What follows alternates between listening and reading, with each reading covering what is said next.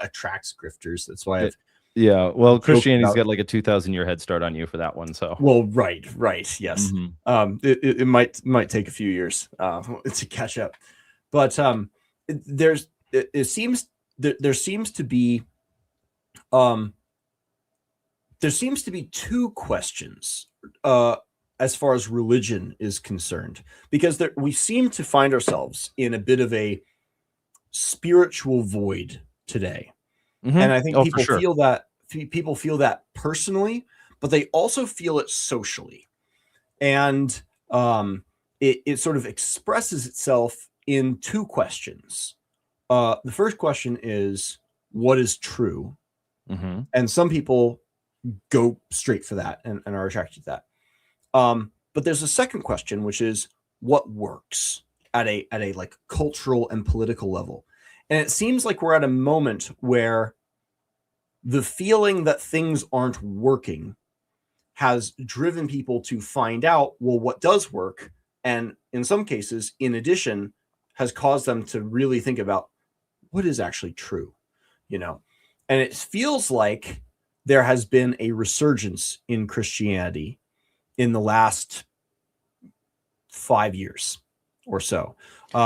If you're a big fan of like Strauss-Howe theory or these generational cycles, it does feel like we're like it's about time for another revival, because the United States seems to have those about every 80 years or so. But this brings up the question of what works, because I think it's inarguable that in history Christianity has kind of worked to many degrees, but the is it true question is another one.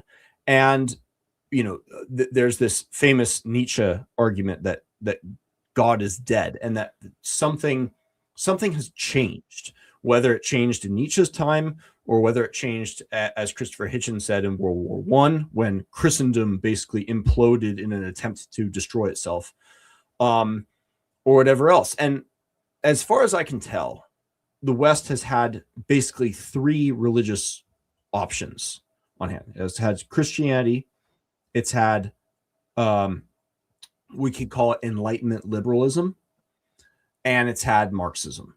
Those are the sort of three theological options, and now we've got like Islam and other stuff coming in. But those are the three.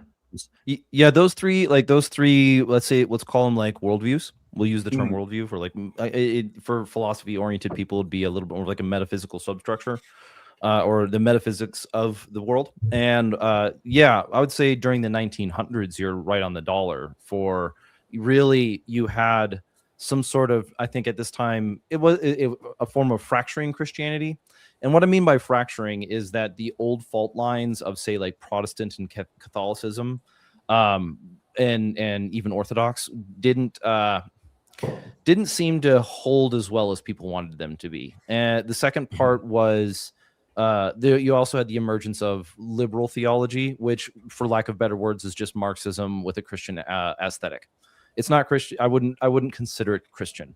And you see this in like liberation theology. You see this in like all of that Jesus is not a real. He was not a real person. He was not the Son of God. The rejection of the Nicene Creed, and then a development into basically he was a moral guy that we should follow and suit with.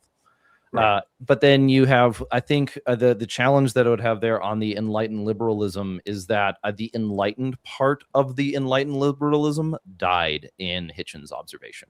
Yes, it was not. And this is I'll probably evoke Charles Taylor to illustrate that. But I think that part, as I was getting ready for this and I was kind of sitting down and ruminating like philosophers do, jokes aside, I came up with two different words. One of them was the same thing, truth, that there seems to be a bit of a crisis of truth. And to be clear, I'm well aware of like the exhaustion, if you want to use current buzzwords, the fatigue of the war against men, the war against blank, the blah blah. It's like victimhood mentality after victimhood mentality represented ad infinitum. And so I'll present it this way: it was truth and what is true and what is real, and that has to do with more of like subjectivity versus objectivity. I like that distinction. So, because I would say that both, according to my worldview and according to Christianity, there is an objective truth and there is an objective reality. And those two things are drawn from the same source, which would be the personhood of God in his creation. Truth is a very interesting word. It's a translation in English from a word that in the Greek was aletheia, which goes back to, it means it's permeates the Bible, of course, but it also permeated Socrates' apology, and it goes back to Parmenides. And this idea of truth might be troublesome. When we talk about truth, we are usually referring to someone else's statement, i.e., is what they said true or untrue? But if we make a statement, it almost feels superfluous to say it is true that there is a rock there, unless we're referring to someone else's statement. Truth is like a description, but when we are describing things in the world, we can just describe them directly without this sort of self-referential quality there. But it's trickier than that too, because when we go back to Parmenides and we go back to Plato, aletheia presents itself as Heidegger talks about this great, like this sort of disclosing, this uncovering, this unconcealing of not just reality, but the way things are. And there is an implication of completeness, holistic totality, uncontingency, and eternity. There's aletheia is that which is unchanging, eternal, and absolute, and whole in itself. So you don't possess the truth if what you possess is in flux, is changing, is altering in any way. And this is sort of presented in a version of Plato's forms. These are eternal things that are always true and so forth. And there's a question there of, do we need access to that in order to function in the world? Because that's a fairly high standard. And it would very much, yep. And we don't even know. Heraclitus might be right. It might be true that the world is like fire, that the world is always changing. And maybe there's like a commonality in type, but it's always changing in form. There's maybe this endless loop of contingency. And we don't know. There's a presupposition of the nature of the universe at play there that might be correct, or it might not be correct. But all of that is packed into this very, very, very dense word, aletheia, which we translate as truth, and it's loaded. And this is actually what motivated the Enlightenment and Enlightenment liberalism. And not only did Christendom die, maybe Nietzsche is right, maybe he's not, when he says God is dead at this social consensus level, but the postmodernists began to think that liberalism had died after World War II, when it looked like progress. And if it hadn't died then, I would like to assert that COVID lockdowns killed it. Sure. The belief in science was absolutely repudiated, as profoundly as Marxism was profoundly repudiated by the collapse of the Berlin Wall. And they keep trying to revive it. They keep stacking. Have you read The Structure of Scientific Revolutions? I have read segments of it. Yeah, I'm familiar with the argument quite well. The paradigmatic theory is that, it's not like a scientific theory gets advanced and then someone falsifies it and we're like, oh, it was falsified, so then we switch to something else. Yeah, scientific what he says is that, like, a linear growth. It's like, no, there's a scientific theory and then someone creates a challenge to it, and so then they modify the theory so that it can get around the challenge. And then someone else challenges it, and then it modifies it again until you get this bulkier and more grotesque and unwieldy theory until it's too heavy to sustain, and then it suddenly collapses. Mm-hmm. And what's interesting, what's been very fascinating to see, is that evolution by natural selection seems to be getting bulkier and more burdensome in that way just in the last 5 to 10 years. That's been fascinating to watch. And it doesn't mean that evolution is going to be completely refuted. but it does mean it might be rejected as some complete explanation for the origin of species and speciation, let alone the origin of life or anything like that. So like in that same way, we can look at things like Christianity or Marxism or liberalism as they accumulate more. Like there are so many layers of like neo behind Marxism these days. It's like, no, even the Marxists can't keep track of what's going on. And it's in that same way, it looks like liberalism is reaching this collapse point. And you see its most ardent defenders either defect, like Carl Benjamin, or go completely off the rails, like James Lindsay. And it just can't sustain itself very well in that way. So a lot of men, I think, are looking for some spiritual answer. And what's exciting to us about solar idealism is it feels like it has so much of the good stuff, but it is resistant to a lot of the problems that destroy these other I know you call them worldviews. I think they're religions, because I think liberalism has some is actually built upon a mythic framework. If you read like Carl Sagan talk about this in The Demon Haunted World, he uses mythological language. It's science is a candle in the dark. It will free us from fear and hatred by understanding and so forth. And this follows from the Socratic hero cult, where Socrates thought that knowledge was salvific in a sort of an existential way. And I think Marxism thought something similar about the salvation of humanity by freedom. So I think Forrest froze here. I've been going on a long time too.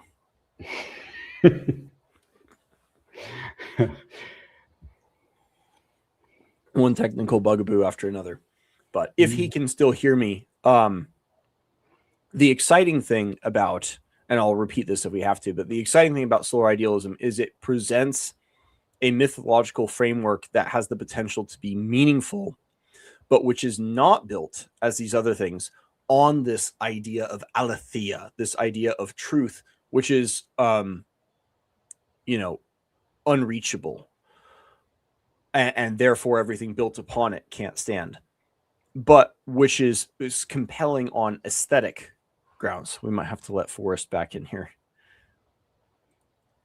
One challenge after another. We'll get back. Yes. And I'm assuming I no longer have an echo. You do not have an echo. No. Excellent. Yes. Did Chrome let you in this time? Yes. Beautiful. Yes. So, don't use Safari.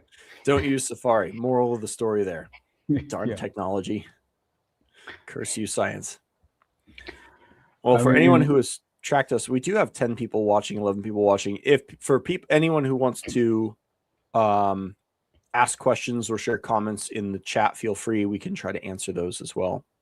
While we wait for us to come back. Yeah, I mean, there's a lot still to open up. Sure. After that lesson. Hopefully he didn't lose internet and just miss out completely. We'll see. Waiting for, yeah. Well, anyways, I guess I'll share this while Forrest is not here, but we can get back into it when he comes back. Christianity is relevant here if Nietzsche is correct, because Nietzsche points to Christianity, and he actually points to Socrates as a sort of proto-Christian character, justified or not. Nietzsche's a pretty smart guy. As sort of the foundation for the inversion of values and the degradation of hierarchy that brought us to this point of this sort of spiritual vacuum that we find ourselves in, this space that is the death of God. I always hated when Jordan Peterson would give this talk, because Jordan Peterson talks as if Nietzsche was like so sad that Christianity died, and it's like, No, he wanted to wage war on Christianity. Yeah, he wasn't sad. And he blamed Christianity itself for the death of God that we find ourselves in. So it's not as if Christianity was just this poor innocent victim that couldn't stand up to our own like endless pursuit of truth or whatever. No, it was the cause of the grounding of everything in this impossible standard of truth. And it might go back a little bit further, but it was definitely an extension of that. Mm. Let's see if we got any word from him.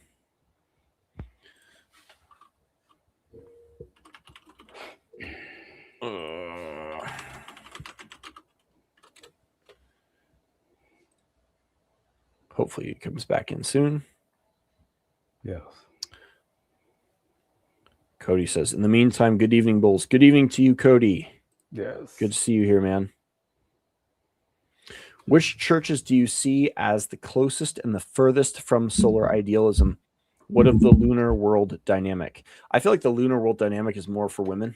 But we're rejoined. Yeah, I apologize for that. My computer crashed. I've been limping along on this poor laptop, which suffered water damage during a hunt in Colorado a number of years ago. Oh, sure. So we're scheduled for an update. It just hasn't arrived yet. Well, perfect. Well, thanks for rejoining us.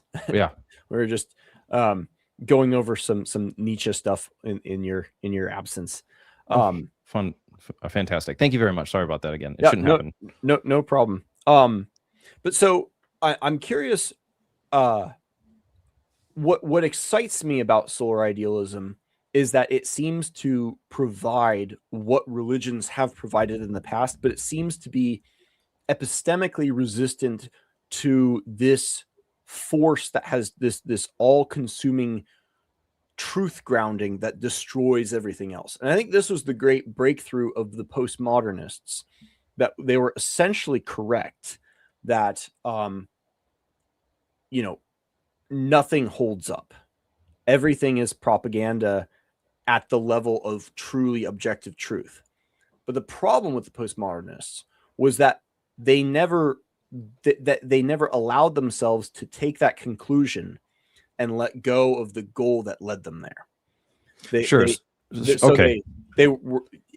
were trapped in this pursuit of truth, and they said, and nothing is objectively true, nothing holds up, so we must destroy everything. It's like, hold up. Where's this desire coming from then? And then if you follow that to the place of letting go of this goal of aletheia, letting go of this goal for objective truth, you can allow yourself to pursue clarity and functionality, which is a lot like truth, but it's a little bit less grandiose. That puts us back in a world of hierarchies and heroes and gods that are grounded in something more human and something more attainable to our limited understanding. Sure. And that's going to be where we're going to illustrate the key difference between Christianity and solar idealism. And it's probably going to come down to a level of like metaphysics. Before I broke down, I wanted to make sure I was clear on another, like as philosophers do with definitions, and that worldview, theology, and religion are all the same thing.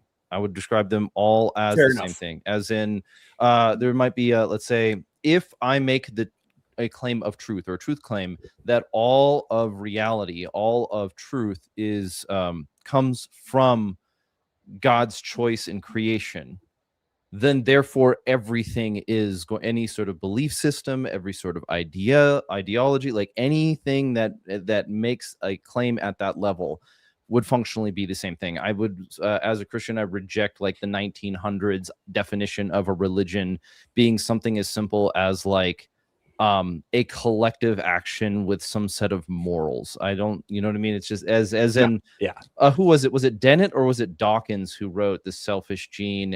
Or it was Dawkins, and then the other one wrote, one of them wrote on like a scientific explanation for religion.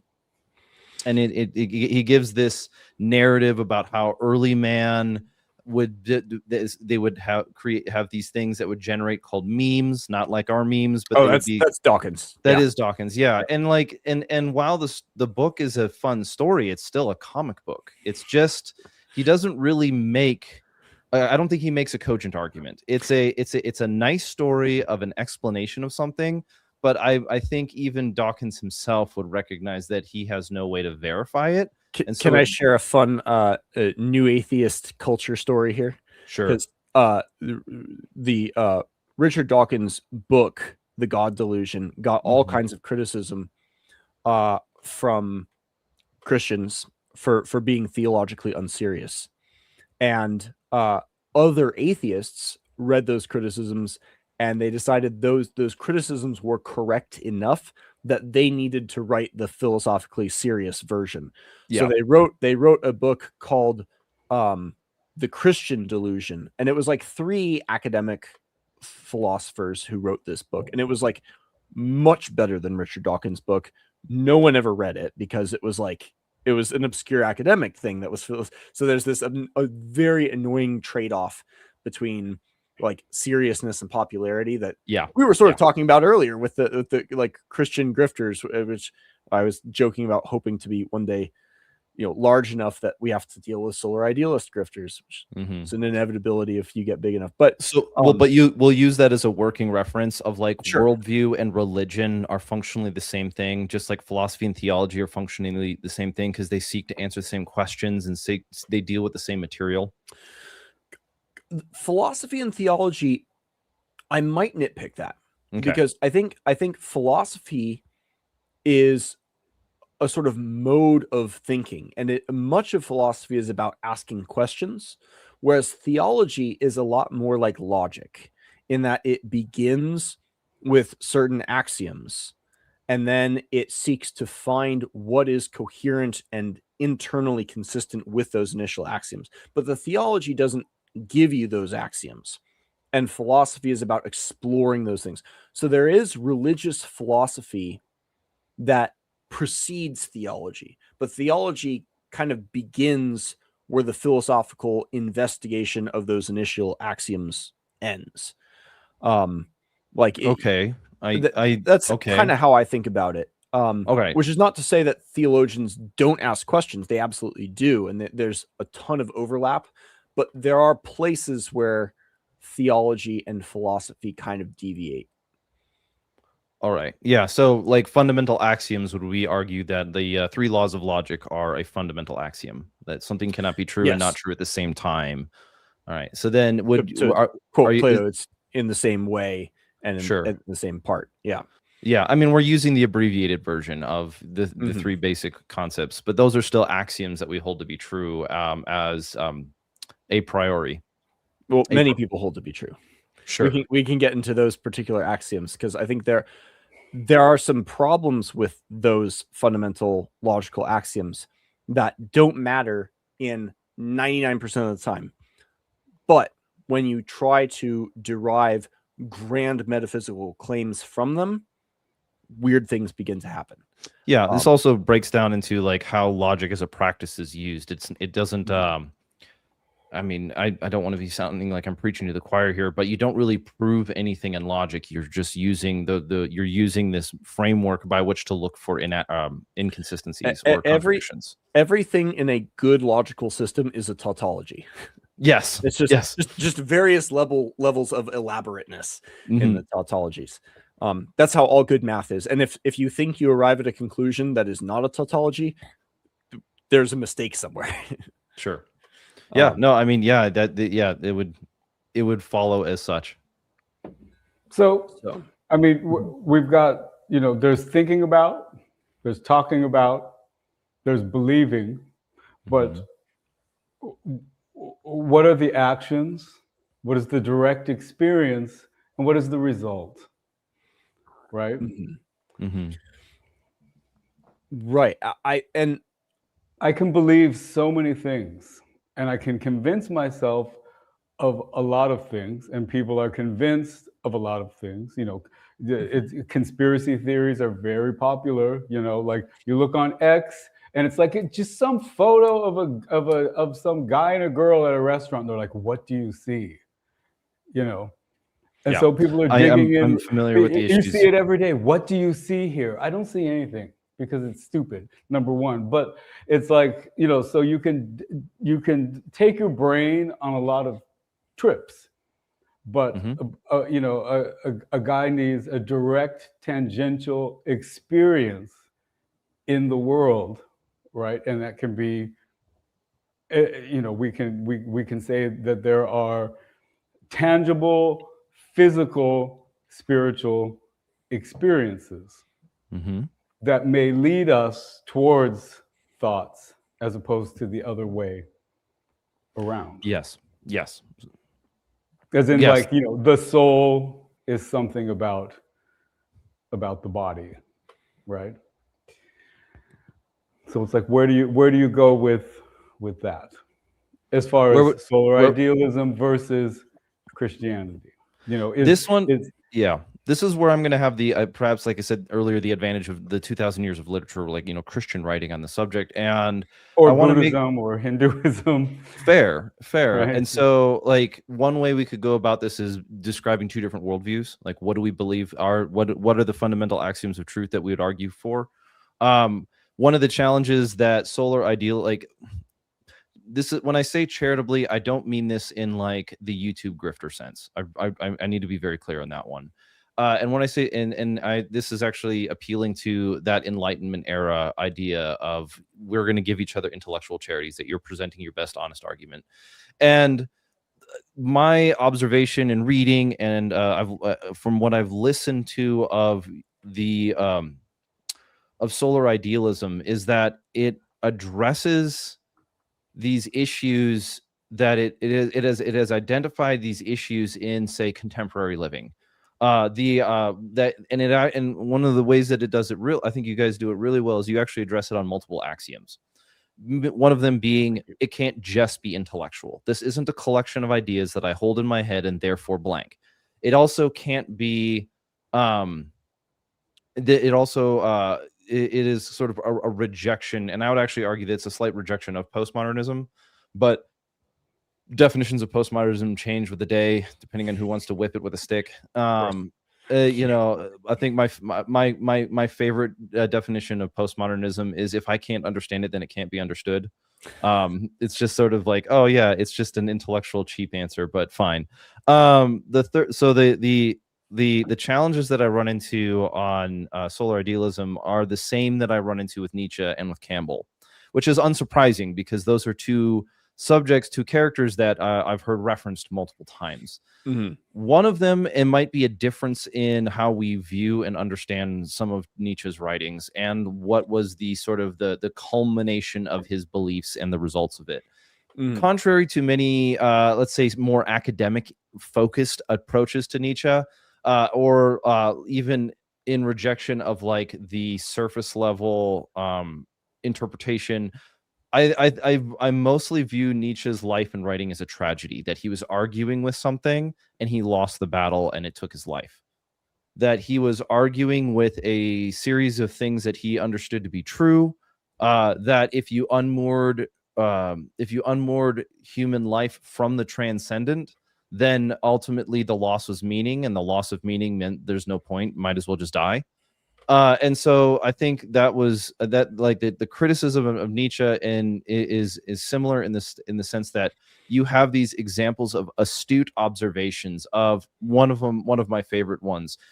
This is my paraphrase: do I do what is right because it is right, or do I do what is right because I don't want to get caught? Or am I acting truly moral, or am I acting out of cowardice?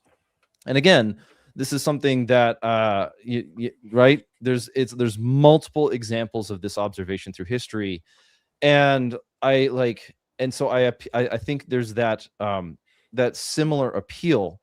In the same way, Joseph Campbell, I mean, you can see the influence of Joseph Campbell in Fire in the Dark, and in the approaches to myth.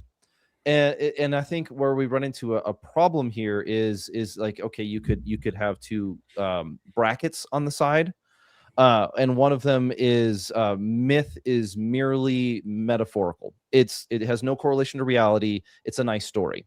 The Lord of the Rings is a beautiful story that inspires us to concepts of courage, but it doesn't have any teeth in reality. The other side, I think, is what Joseph Campbell does with A Hero with a Thousand Faces, is he just kind of boils it down in nothing. It's just all the same thing. And where this is, again, referencing to Hero with a Thousand Faces, the entire book lands so convincingly until he has to get to the last chapter. And then he has to try to explain what the thing is. And he more or less boils it down into your ego, your super ego, these like semi-transcendent ideas in the archetypes. And that's where that criticism, this is going to say, that's where I think the criticism lands in the same way. To be final in that one, and like this is where I'm saying this in a sense of is why I was referencing earlier. I wanted to bring up Joseph Campbell, is that I think Joseph Campbell is a hard person to read because his books are like 900 pages long. And yet at the same time, there's been a couple of examples. One of them is How Not to Be Secular by James K.A. Smith, which is an abbreviated version of The Secular Age, where you see this distinction in, my words, not his, truth-making principles. And what does the mechanism of belief mean? Because if I believe something, if to believe something is just to hold it as a set of ideas, maybe that they correlate to reality, that might be one set. But what I think he does quite well in the sense of like, I'm not Catholic, but for a philosopher, I thought I found his argument over the mechanism of beliefs shifting to authenticity, ultimately resulting in the abandonment of meaning. Because if the locus of meaning is in yourself, then it is infinitely malleable, because we know we are not perfect and transcendent beings. Did that whole idea deliver? Yeah, no, it did. And the transcendent point is an interesting one, because my view of Christianity is Bishop Robert Barron has this very funny line in one of his lectures. This comes from one of his instructors, one of his mentors, Robert Sokolowski, who said that paganism is good, but there's a step beyond that. You can go one step further to the higher thing, which is Christianity. I view things in exactly the inverse view. I say Christianity is good, but it took a good thing too far. And the ideal of transcendence that Christianity picks up and runs with existed prior to Christianity. It basically picks up Greek heroism, and it perfects it in a way. If you look through, there's a wonderful book, I can't stop proselytizing it to everybody, called The Ancient Greek Hero in 24 Hours, by Greg Nodge, and he paints basically a picture of a constellation of the features of heroism. None of the heroes have all of them, but most of them have some of these features, and you have a sort of Wittgensteinian sort of family recognition model of like, these are the heroes. You know, some of them they're usually descendant from gods, not all of them, but some of them are. There's all of these features. That their tomb is really important. They have to die. There's this body double therapon principle here and there and stuff. And as you're working through this book, you're like, he's talking about Jesus. Like, literally, if you take all of the features and put them together, it's Jesus to a T, right? But here's the catch. Yeah. Heroism is not all positive. It is positive. It is a good thing, but there is such thing as too much, and it is inherently, as you were talking about with Nietzsche, tragic. It is a tragic thing, and the stories about heroes are, without fail, all tragedies, because they take a good thing too far. And so the hero cults that emerge and throw on funeral celebrations and commemoration for these heroes in compensation for their tragic loss, and attempt to bring some semblance of transcendent life after death to the hero in compensation for their sacrifice. Like, there is an ideal beyond that we see in the Greek Bronze Age, and that's in the character of Odysseus, this ideal of the man who is happy to forego immortal life that Achilles and these other heroes on the Trojan plains were pursuing. And his aspiration is nous. It's mental connection and gnosis. And this is a big word in Greek Orthodox and Orthodox Church in general. They have their own understanding of it, though. But this ideal of transcendence exists in other traditions, and it is something we can tap into whenever we connect with things outside of and beyond ourselves, because we're social animals. It's a primal need, right? And I think a lot of the problems that people are suffering these days is not a lack of metaphysical transcendence, but it's a lack of social transcendence as we become more and more isolated from each other socially and from larger bodies of human beings, the collectives that give our individuality meaning. And so the need that we have some grand spiritual transcendence is like picking up an emotional need that we have and giving it a name that is kind of similar, but slightly shifts the focus away from the actual name of the thing. Now, as far as what you said about myths, are they just metaphors in this Campbellian sense, or are they in some sense literal? When my wife and I got married in 2016, we were actually attending church at the time. We were like, and I was not a believer, but I was trying to be, in the sense of, if I go through the motions, maybe belief will follow. And we did that for a couple of years. And I was doing it through an explicitly Joseph Campbellian lens, because I discovered Hero with a Thousand Faces, I discovered Carl Jung and all this other stuff. I'm like, oh, there's something more to it. And I'll again quote Bishop Robert Barron. Robert Barron put out a video very lightly criticizing Jordan Peterson for the same Gnosticizing tendency, this tendency to treat these stories as if there's some deeper hidden meaning underneath them, and you can't really take them at face value. Jesus dying and rising from the dead, that's a story about your Jungian shadow, like rising, or, you know, something like that. Yeah. And he's like, Christianity dies on that hill. If Christianity is just this Jungian myth about the inner soul, then it's fake, basically. It's very much so. It has to be. I was like, oh, okay. I can't do this anymore. And that was when I for the second time said, okay, I'm out on that. But I hear your complaint, because we don't want, mythos is supposed to be sacred story. It's supposed to be like, or sacred speech, I should say. It's not always story. Mythos as a mode is sacred and important. And to try to convey this, well, I don't think the Santa cult is most relevant. Let me back up to Plato again, because there's this very interesting question. Why did philosophy flower so profoundly in Greece, of all places? Were the Greeks just that much more brilliant than everybody else? They're just so much smarter that they could philosophize and no one else could. Or was something about their heroic tradition and their poetry, did that lend itself to philosophizing? I have come to a new understanding of what poetry actually is in just the last year, as not just dressing up words in a pretty way, but creating meaning through these combination of sounds. If these myths are just metaphors, at a level, all words are metaphors, even and mathematical statements, logical statements, truth claims are actually downstream from language itself. Mathematics is a kind of language without semantic content, a sort of pure grammar that we could not have without language.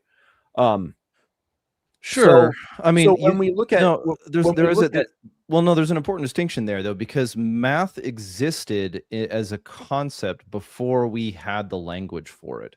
In the simple distinction between objects, in the simple this would be an argument that numbers are a necessary concept. You can't have it, by the fact that there are two things, and I'm meaning that ontologically necessary. Whether or not we could describe that there are two planets or two atoms or concept of one, meaning there would have to be a definition of two or one and zero. Whether or not we have the language for it, like I would reject the idea that language precedes reality. Oh, I'm not saying language precedes reality. I'm saying Okay. the opposite. I'm saying reality precedes language. Okay, fair. I'm saying Okay, reality good. precedes language. And I'm saying mathematical equations that we feel like we're discovering because they feel objective, because they've been divorced from semantic content, are actually not discoveries, but inventions.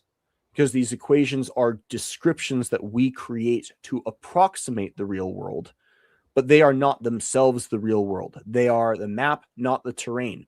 And to say that mathematical equations or relationships exist prior to reality, that would be the philosophical idealism position. That would be the claim that language precedes material reality. Yeah, so material reality precedes language. In this, Yes. we're on the agreement there. So like using it charitably, a human described tautology is just a human observation of something that is self-referentially true. Well, but even self-referential, even the description self-referential sneaks language into it. A rock doesn't need to self-reference Or to, true to by exist. or true But by yes, definition, or true like it is by true definition. that as in like again a tautology. It's super tricky. It's tricky to even talk about this because all the ways that language sneaks itself in at the foundation are built into the language itself. For And sure. it's very tricky. And this is like one of Heidegger's big challenges is like, how do you deconstruct the language that we're using to even talk about this stuff to get to the groundwork of being with a capital B? And it's like, so to get to philosophy, we have to have some foundational language built into our brains that we can work with. This is one of my in my Homer reading group, I have them work through a course from Scranton University led by a guy named Harmar Brereton. And one of his claims is that the greatest thing Homer gave us, whether you believe the stories are true or false, whether you think Achilles was a hero or a villain, no matter what you think, Homer gave us language to talk about these things. Yes. Angry as Achilles, noble as Hector, beautiful as Helen. Like this, his poetry gave us a linguistic framework. And what you find in Plato is many people think that most people actually think that Plato is trying to replace Homer as the foundation of Greek thought. I don't agree. I think Plato is building upon Homer, but not rejecting him. And I think he's actually trying to defend Homer. An esoteric conversation for another time. But what I think is true is you could not get Socrates and Plato without Homer. And so, I think there's something true there for sure, as in like he built on another guy's works. And what is built on, and this blew my mind, and this came from a different conversation I had about anarcho-primitivism. I was talking to a friend about the anarcho-primitivist movement back in the 80s and the 90s. And I said, so did this all start from Ted Kaczynski? Did this start from John Zerzan? Like, where did this come from? There's J.R. Tolkien has some hints of anarcho-primitivist tendencies there. And what he said just blew me away. He said, well, no, it didn't really start with any philosopher. It started with a musical offshoot of punk. There was like a hardcore, like not hardcore, there was like a punk music genre that was all like nature and rejecting technology in this. And from the music, philosophers came and supported it. John Zerzan was attracted by the music and brought up philosophical defenses for it. I don't think philosophy is actually the first mover of any of these things. I think it actually begins with art.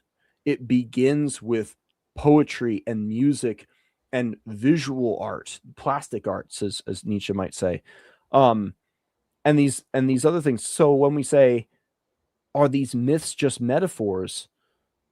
They are and they're not. They're the thing that metaphors reference back to. When we say Swift is Achilles Achilles the metaphor?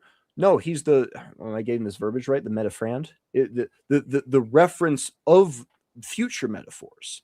But we need that build those building blocks of language that metaphors themselves can refer back to. Yeah. And that those sacred stories of our foundation set the tone for how we talk, how we think, Exactly. and all this other stuff. So myth is and it's so ironic when you hear like liberals and like Reddit atheists talk about myth, because for them myth is a linguistic synonym with fiction, right? Yeah, I agree. Yep. And they're like, but science is their myth. So like, and science, this is not to criticize scientific methodology. I think it's a very noble undertaking. It's a wonderful thing to do, but the pursuit of science, science was preceded by engineering by like 1500 years, right? People Yes. were engineering long before science, as we talk about it now, was ever a thing.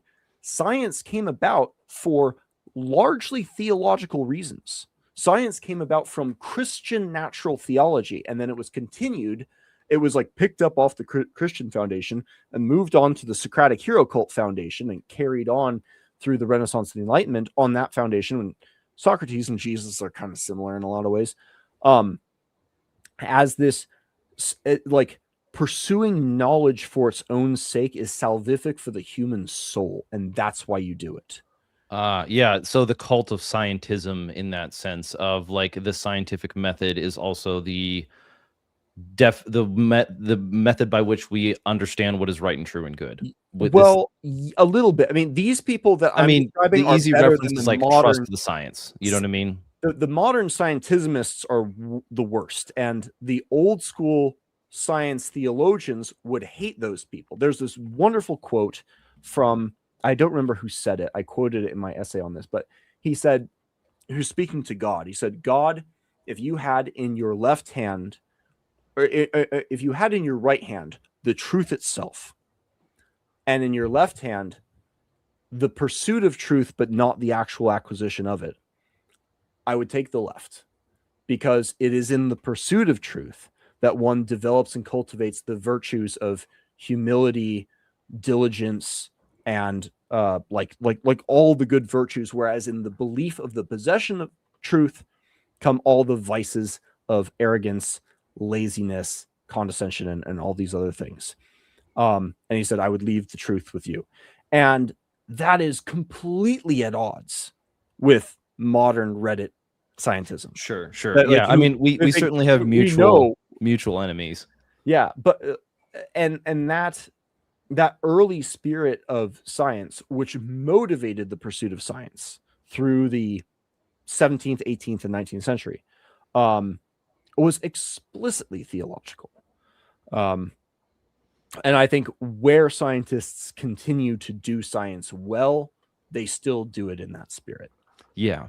So I want to kind of dial back, and I'm not trying to run your show, but I wanted to make sure that we're sticking back to this core, the core of like solar idealism, partly because I think there's a number of ways that conversations like this oftentimes go. We could break it down into like not Augustine and Anselm and Avicenna and like these philosophers and theologians of the past of like 5 arguments for the existence of God, or the ontological, the teleological arguments. So those are arguments that have existed for a long time. And I don't think that you wanted me to come on here to talk about classic arguments for the existence of God. All of that was just me trying to get down to this question of what myth is and what role it plays. And is myth, if we're not taking it literally, is it just a metaphor? Is it just something denigrating that we like? If it's not literal, then it's kind of not serious. Yeah. And I think there is a way to take it profoundly seriously without taking it as literal truth in that way. Mm-hmm. Absolutely. That was the point I was trying to make. Sorry for being so long-winded.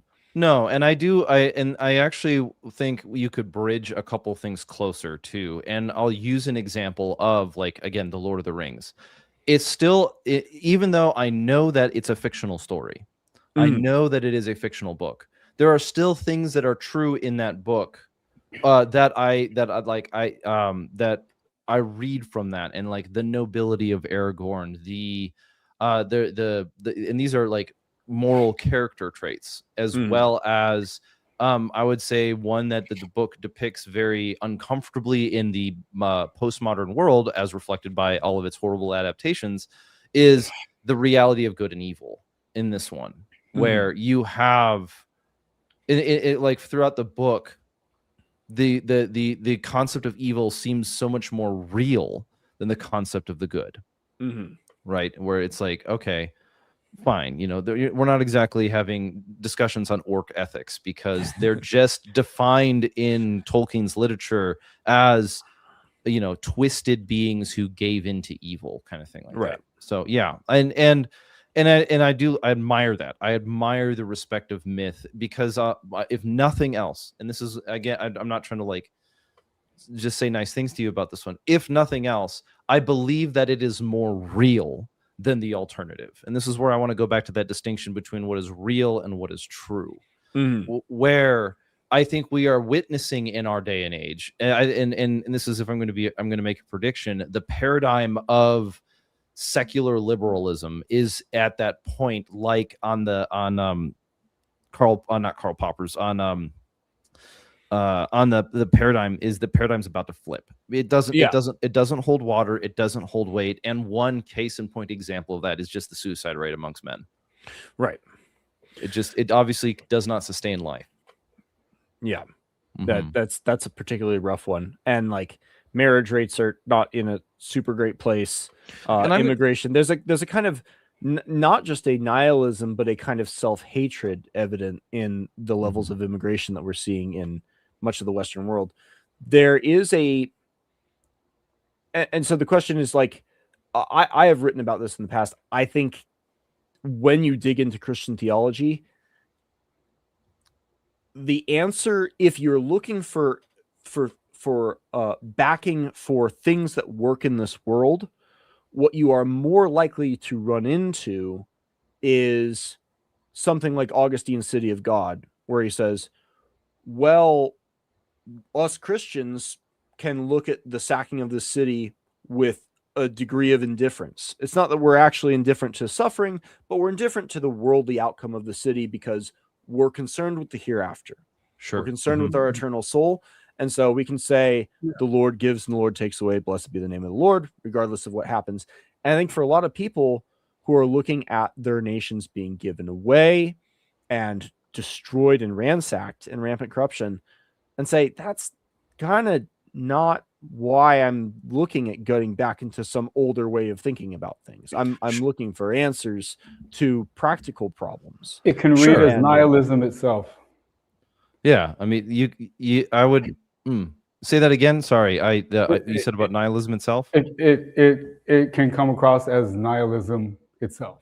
Yeah, the destruction of everything around you. Yeah, and no, like the idea of indifference to it. You know, the idea of the world is the world is a bridge, cross it, but build no home upon it. Yeah, really? I've got to fucking be here a long time.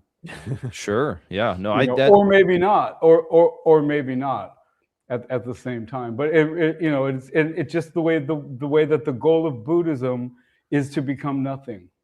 Yeah, that self-abdication. Like it's sort of like, well, why am I doing anything if this is evil and illusory, and the goal is for me to leave here for something that can't necessarily be proven in the future. Like, why would I?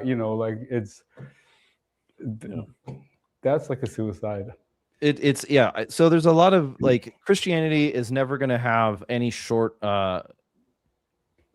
like shortness of criticism. I'll give you that one. One of those is because you might just start with, which brand of Christianity are we talking about? Are we talking about modern evangelicalism? Are we talking about Greek Orthodox? Are we talking about and I as a Christian acknowledge that, as in I acknowledge it in the way of saying, trust me when I say this. Yes, it's frustrating because you can go down like and an example of this would be like, I got in a conversation with a guy who is Orthodox, and the fundamental framework of his I don't want to beat him up because he's not present, but was like, well, your version is wrong, and like, well, you haven't told me what your belief is, and so like there's an issue there. And we could also go another direction, which is, or not another direction, like my personal criticism, one of my criticisms of what we'd call contemporary American Christianity or contemporary evangelicalism, especially when it deals with men, is that I've got a genealogy of books on my bookshelf here, and I refer to them as a genealogy because they're conveniently written for every generation of men that include. I was listening to one of your guys' conversations about like the king, the lover, the warrior, and the sage, right? Yeah, And it's like somebody took that and they put it into this book, and instead of talking about it in a more, instead of talking about it in like a metaphorical sense, which I haven't read, it's like it's more of a reflection on the life of King David or whatever. And these books, this is where my criticism lands on it, just so we can have some kind of even ground on this, is that they primarily describe Christian masculinity in a form of ethics as what you don't do. So you're a good Christian man if you don't beat your wife, if you don't drink too much on Friday, if you don't if you don't watch more sports than you participate in your kids' lives or something like that. And what do you think? What do you think about this whole like men publicly saying that they're the bride of Christ, like that sort of mentality? Like, where does that lead? Men, like, as in, are they saying it out of a reference to classic? Are they saying it out of a biblical sense or not? Are they saying it? Are they? And I don't know, because I'll use a very easy example of that. There's plenty of people who call themselves Christians and there's no reflection of it in their life, and they might turn around and say the same thing to me, right? And like, and you can go down this road almost to the point of saying, to hell with it all. It's all rotten all the way down. Which, and instead of just throwing stones at other Christians in this case, an example of that would be the caricatures of like the male feminist and the like, we need to treat everybody. This is egalitarianism, and they're adapting. And this is, I think you're going to get a lot of influences from liberal theology or liberation theology, more specifically in that term. Sure. And so, yeah, if we're referencing to, we as men are the bride of Christ, the reference that comes to, and it comes from the New Testament, where the church is reunited with Christ. Yeah. Mm-hmm. It's not a reference of he is the masculine, I am the feminine. It is an example of how husbands love your wives the way Christ loved the church. Right. And so the bastardizing, so there's still a model there of sorts. Yes. There's also a truth claim there about Jesus being something other than the church. Mm-hmm. And aside from truth, you've got so these sort of things like men value certain things and certain behaviors, and certain things amongst one another in groups and in their community. But you can look at those things, like you could say the things that are in common, regardless of religion, and they're things that have always been, like before Christianity, there was, the same almost universal values that men held going all the way back, and you can see them in ancient India, and Greece, Rome, prior to Christianity, and then the same values, same things that really gave meaning to people carry over. And so it's like it's difficult. Like you can see it all. We can look down and see all of this going into through the past, and we can see what is the same. And it's like what is the unique what is the unique thing about either solar idealism or Christianity that somehow changes the game? With Christianity separate from I believe. Can I jump in here real quick? Because I think there's many things that are attractive about Christianity. The longevity, as far as looking back, there's a long tradition of monotheism even outside of Christianity that Christianity seems to embody. But there are some commonalities between Christianity, liberalism, and Marxism as well in the erosion of hierarchy. And I know the Catholic Church is going to like flag on the play there, but we see a lot of that. The Catholic complaint about my statement there comes from a tradition that was built up in the breach of what we find in Scripture. And what we see in Scripture is God uses the weak to humble the strong. The first shall be last and the last shall be first. And we find a don't worry about tomorrow. Don't worry about your place in society. Accept your place as a slave or as a king. Who knows which is better?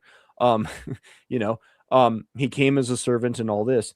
And all of you are, and I know this is like the most abused verse in the entire Bible, but like Galatians 3:8, at the spiritual level, everyone who is a sinner is equal in their sin, and everyone who is saved is equal as an image bearer and as a child of God. Ooh, And okay, I can see that. There's an important distinction there, but sure. And so there's a outside of the tradition that we find in Orthodoxy and Catholicism, there is an attack on all forms of hierarchy and a sort of leveling tendency. And this is like obviously the strongest in Marxism. I would say it's weaker but still strong in liberalism, and it is weakest but still present in Christianity. Okay, yeah. So and- I can speak to that I do have a response to that. So I'll wait though. To bring it back to the masculinity question, I think what a lot of people are yearning for when they look around and see things are not the way they're supposed to be, they're upside down, they're backwards and stuff, is this absence of hierarchy, and masculinity is a part of that hierarchical structure. So when men complain about the lack of masculinity, they're complaining about a lack of tacit hierarchy in their societies, a large part. Now, I've done a lot of like podcasts and explorations on the relationship between Christianity and masculinity. And my conclusion is not that Christianity is anti-masculine, but it is amasculine. It does not care whether you are masculine or a little bit more effeminate per se, but views masculinity not as something to cultivate, but as something that either you are gifted with or maybe not. Maybe that is a calling. Maybe you're going to be a Christian strongman, and that is totally theologically valid. Or you're going to be kind of fat, like G.K. Chesterton, and a bit of a nerd, and that's also like okay, because different people have different callings, but it's not an explicit ideal, because you should be cultivating the spirit and not investing so much in the flesh. And I think many men, Christian guys I talk with all the time, are like really annoyed by the absence of that ideal. And where we find that ideal in Christian culture, whereas like muscular Christianity, which grew out of like English jock rugby culture in the like early 20th century, is completely devoid of theology. There's no theological support for that at all. It's just sort of an aesthetic thing, which is cool, but it's not. But what it looks like is the deeper you go into the theology and the deeper one develops one's Christian spirituality, the further away you get from these ideals that so many men feel are lacking in society today.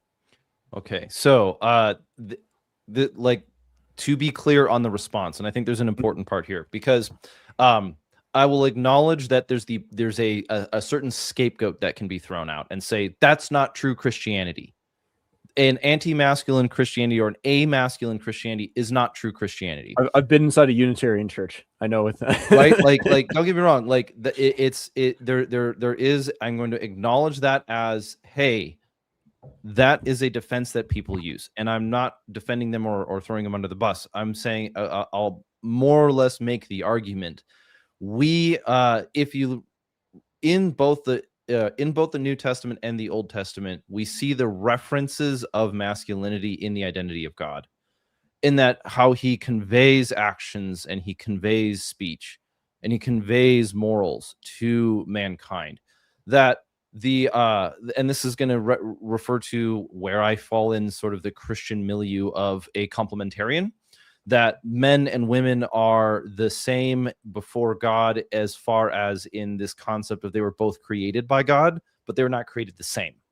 They were not created the same, with the same values, the same strengths, the same courage, the same actions.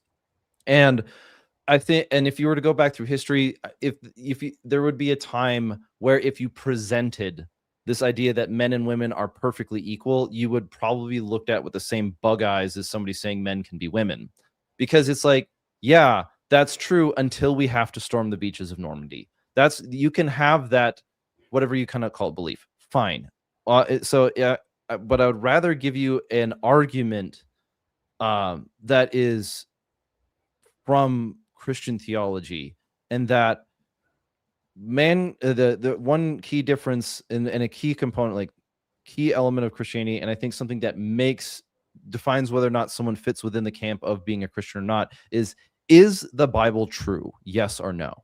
I'm not saying every interpretation and every understanding of it and every argument that comes from it, but it has to be, in a sense, the ideal, that it is the conveyor of truth from God to man. So in the beginning, God created the heavens and the earth.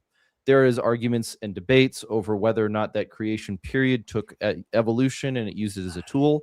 But the key element argument is, in the beginning, God created. If you remove that, you have something other than Christianity. So whether or not we come to the conclusion, personally or otherwise, intellectually, and then I believe if you're going to follow someone like Calvin, knowledge not acted on is knowledge not known, then you would, and this is my bad paraphrase of him again, you're going to run into an issue of God created men and women, and he built men to be the way they are with a sense of purpose. With it, and so there are things reflected in, whether it's not God's conversation with Job at the end of the book, where he says, "Who are you to tell me what is true? I literally created the earth." Like, you can't, there's an argument there. Who's the pot to ask the potter why he was made? And there's also references in the New Testament of, like, your body is a temple. I know that gets thrown around too much and too often, but there is a way of saying, we know we have a hierarchy between sickness and health. So doing things that make you sick are not good for you. Where do we get the definition of that being not good? We get that by God's creation order. That's where I would make that argument that, yes, I'll make the argument that, yes, not every person is, like, some people are created, are born with disabilities. A person who was born with fetal alcohol syndrome had no choice in the matter. Right? They're probably also not going to be a Pulitzer Prize winner or a Ivy League theologian, if those still exist. Yeah, gifts, different handicaps. Yeah, there are different gifts, and then that's also answered in the New Testament about how there's this reference to the body, and that the foot and the hand and the eye can't say to each other that you are not necessary. And all of this, though, the body of Christ is reference to the body of Christ. And while I'm using, while I'm trying to be clear here, I'm using a Christian answer to try to give you an answer on a Christian problem. And that is that while we may understand that there are some things that are true, like it is better to be healthy than it is to be sick. It is better to be able to provide for your family than not. It is different that it also recognizes that, but different people have different roles and do different things.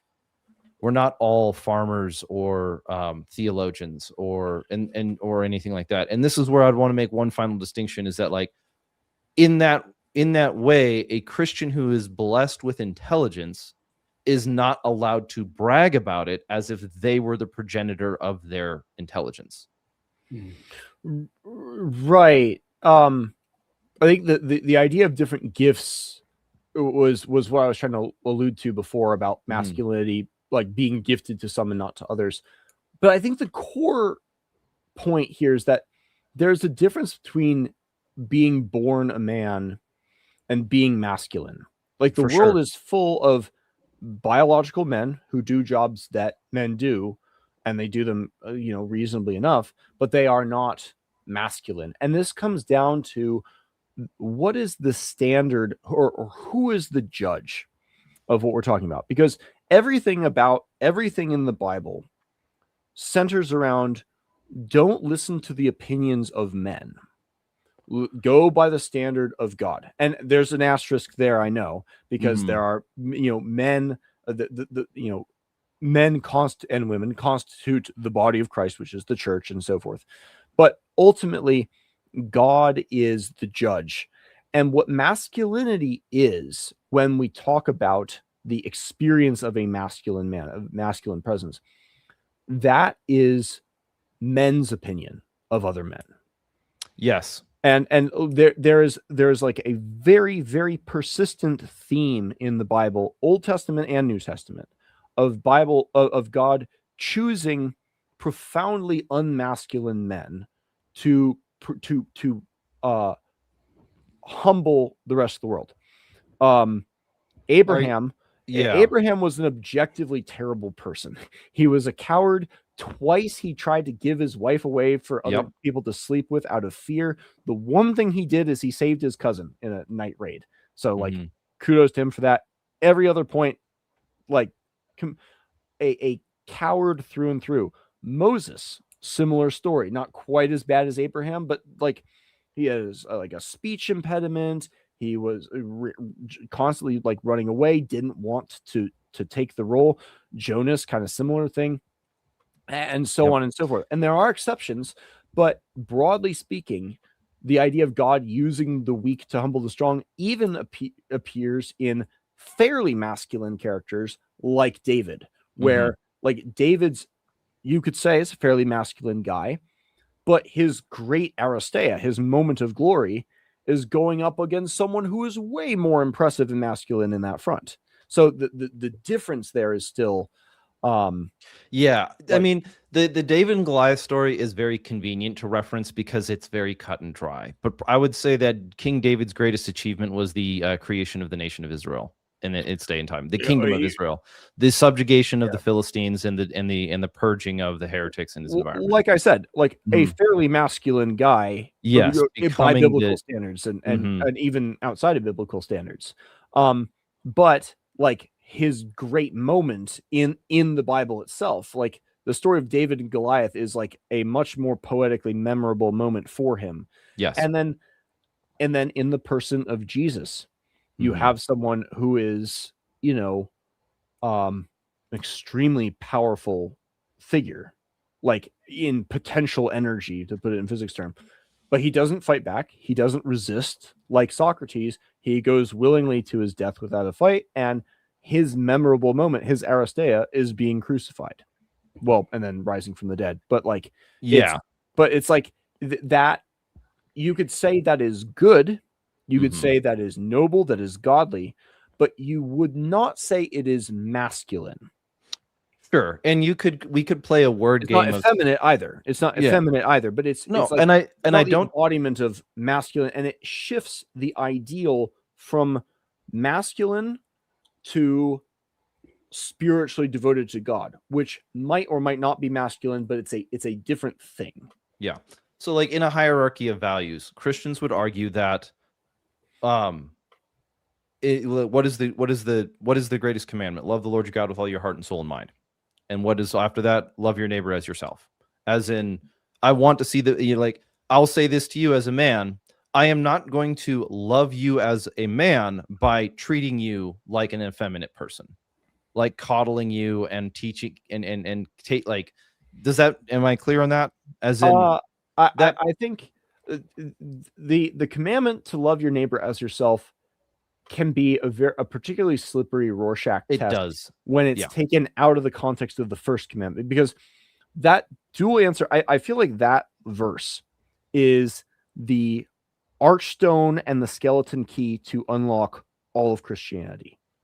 Well, it is referred to as the greatest commandment for a reason, but what makes it so powerful is it's not one commandment. He's asked to give the one commandment, and he gives two. And in doing so, he creates a paradox.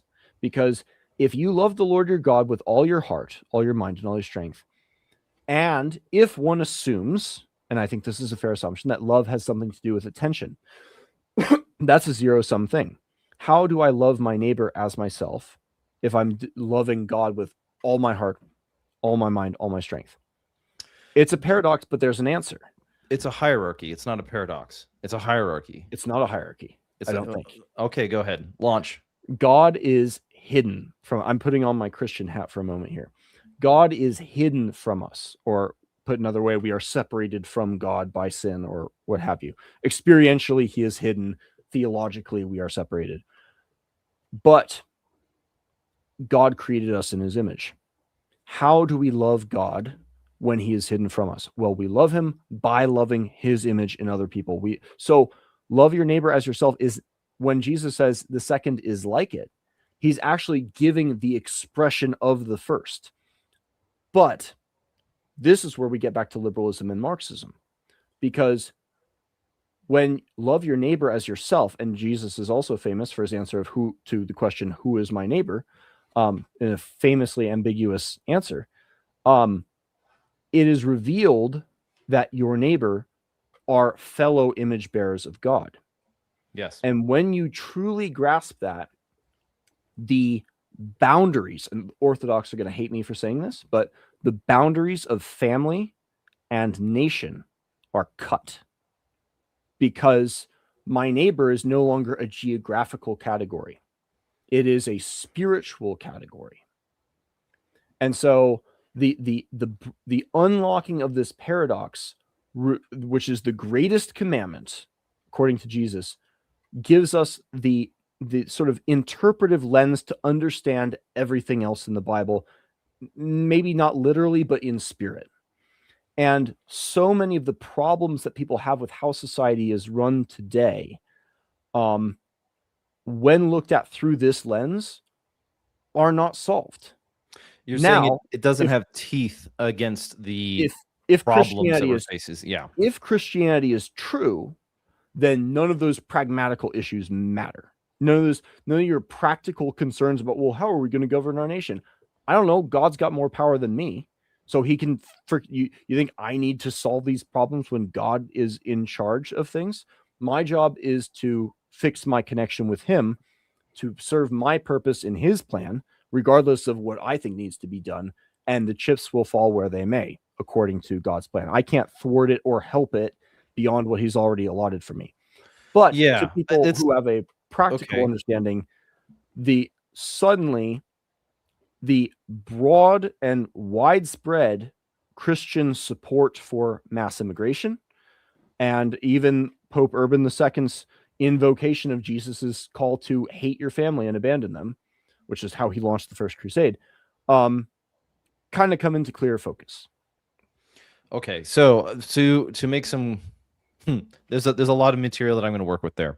First of all, so I want to go back to the idea of the greatest commandment, like love the Lord your God and love man. I think that you addressed the first half of it very well. I'm pleasantly surprised that you brought up the whole fundamental element of Christian belief that mankind is created in the image of God, and therefore one way that we love God is by doing things that are loving for our fellow man. I think that distinction is good. Or not that distinction, that connection is great. However, I think it still throws out one part, which the why there are two commandments is that those two things are not the same. They are not on the same plane. So if you love your neighbor more than God, as in you go, well, you can see this in the way that moral injury is inflicted on people who go along with the crowd for the goodness of the crowd or whatever. That's an kind of a hyperbolic example, but the important element, and you got it, is that it's a distinction between the two that's made because one encompasses the other, but is not the same as the other.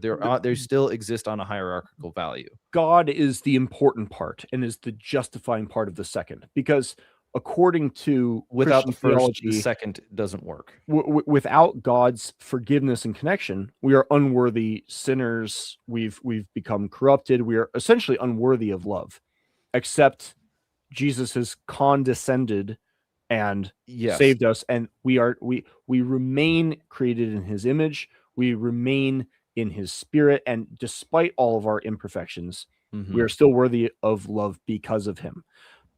This is sort of an esoteric thing, and I'm swear I'm not trying to turn this like mirror back on Christianity, but I think, like, again, if Christianity is true, the practical problems in political policy and culture and stuff that arise from this are of no concern. So I don't know if I would agree. I don't know. That seems like that I've heard that argument before, but it like the biggest challenge that I run into with it is it kind of falls it kind of, how do I put it this way? It doesn't acknowledge the totality of scripture. Like, if that were the case, then why would God give people rules? Why would there be laws and illustrations? Like, why would the 10 Commandments even exist? Like, all you need to do is be good with me, and then and everything else is secondary. And then also also there's elements referenced in like the honor of other men is a good thing, and that's a pretty heavy truth claim. It is better to be honored or to have an honorable name than great riches. And this is Proverbs, or there's elements of that in. I think if you do a Bible search for the word honor or like reputation, the majority of the search results are going to be negative, as in don't care about your reputation or what other people say or think of you. There are some, it wouldn't surprise me if there are a few proverbs in there that speak positively in comparison to riches or something.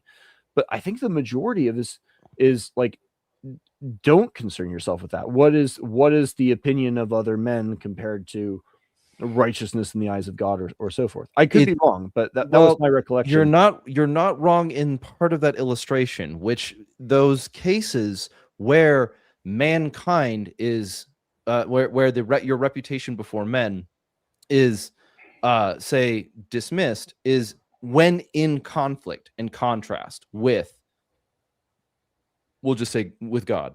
So that's a key. I think that's a key distinction. Sure. Because I could say, like, and I think one example that we can demonstrate this just in sort of a human conscience practical sense is if I say, if I I'm in business and I know that this decision is going to have dilatory effects on my business partner, right? Even though it's legal and it doesn't break any rules, is it still good for me to harm him, knowing that it's going to harm him? And I'm using that as an example of like, I want to. We have to be clear in the whole sense of it. Like, I can't criticize or have challenges against solar ideology without. I can't pick and choose which parts to attack, as if they're not part of a whole.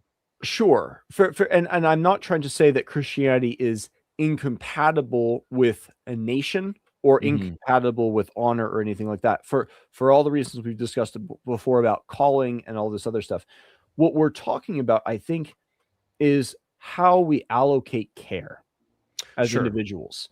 And like the goal, like many tradcons Christians will point to very selectively to these virtues, these verses rather, about how like the nation is a blessing, and the story of the Tower of Babel and the shattering the nations is a curse from God, and all this. And they but of course the liberals can cherry pick their verses too. Yes. They'll always go to Galatians 3:8. The tradcons might reference something more like Romans 13:1 through 7, and how the government exists, was created by, like, it exists because God places it there. And I concur with the argument.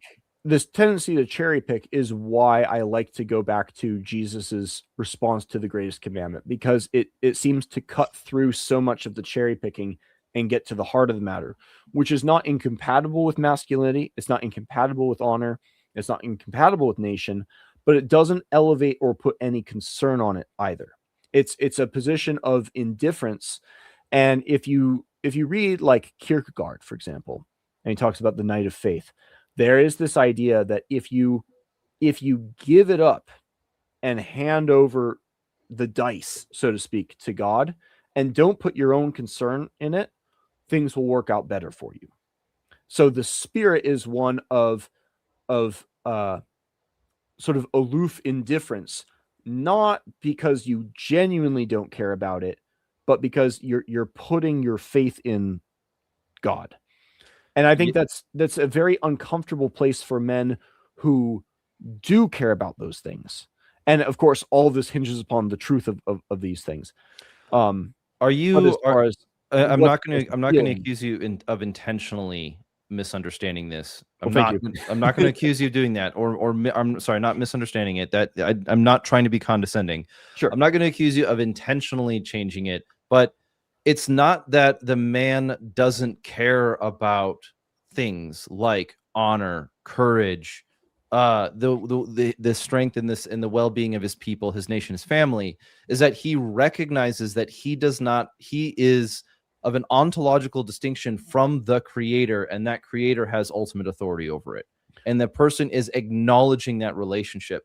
And I'll use this as a quick metaphor. The concept of worship is can be very muddy in America right now.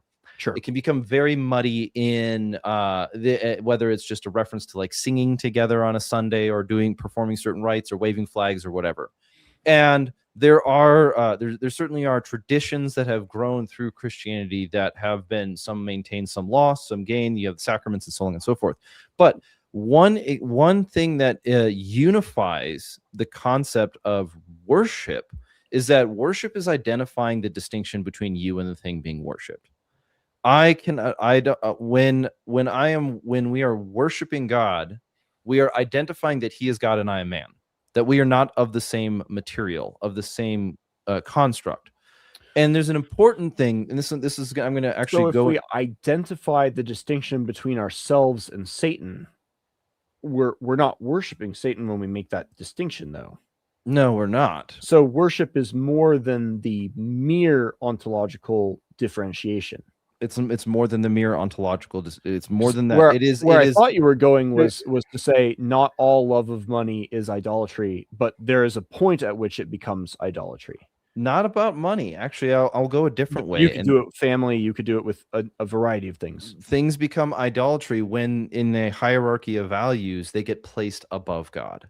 Mm-hmm. Right. And so that's an easy example of money. My love of money supersedes my love of the Father, or something like that. That's I might be going too Catholic in my theology here, but to borrow from Bishop Barron again, he says God is not one good thing among many, but goodness itself. He's not the top of a hierarchy. He is the grounding of everything in the hierarchy. I think Plato recognized that in a similar way of saying that the thing which is at the top of the hierarchy defines the hierarchy.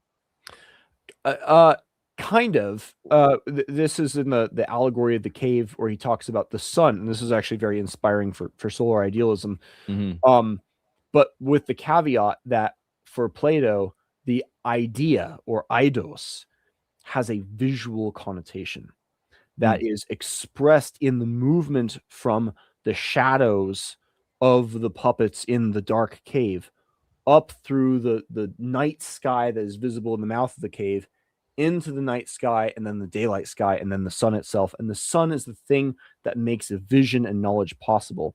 But this knowledge, this idea of the good, which we think of as like a word, like what is the idea of the good? And this is like a big Heidegger question, is not actually a word. It's an image. It is a pre-linguistic understanding of this thing. And when we talk about words, depending on what kind of words we're using, words move us back down into the cave. And when you get into words like democracy or fascism that are just ambiguous labels with just like Rorschach valences, that's pure shadow language, right? That is a photocopy of a photocopy of a photocopy of something which once had meaning but no longer has any meaning at all.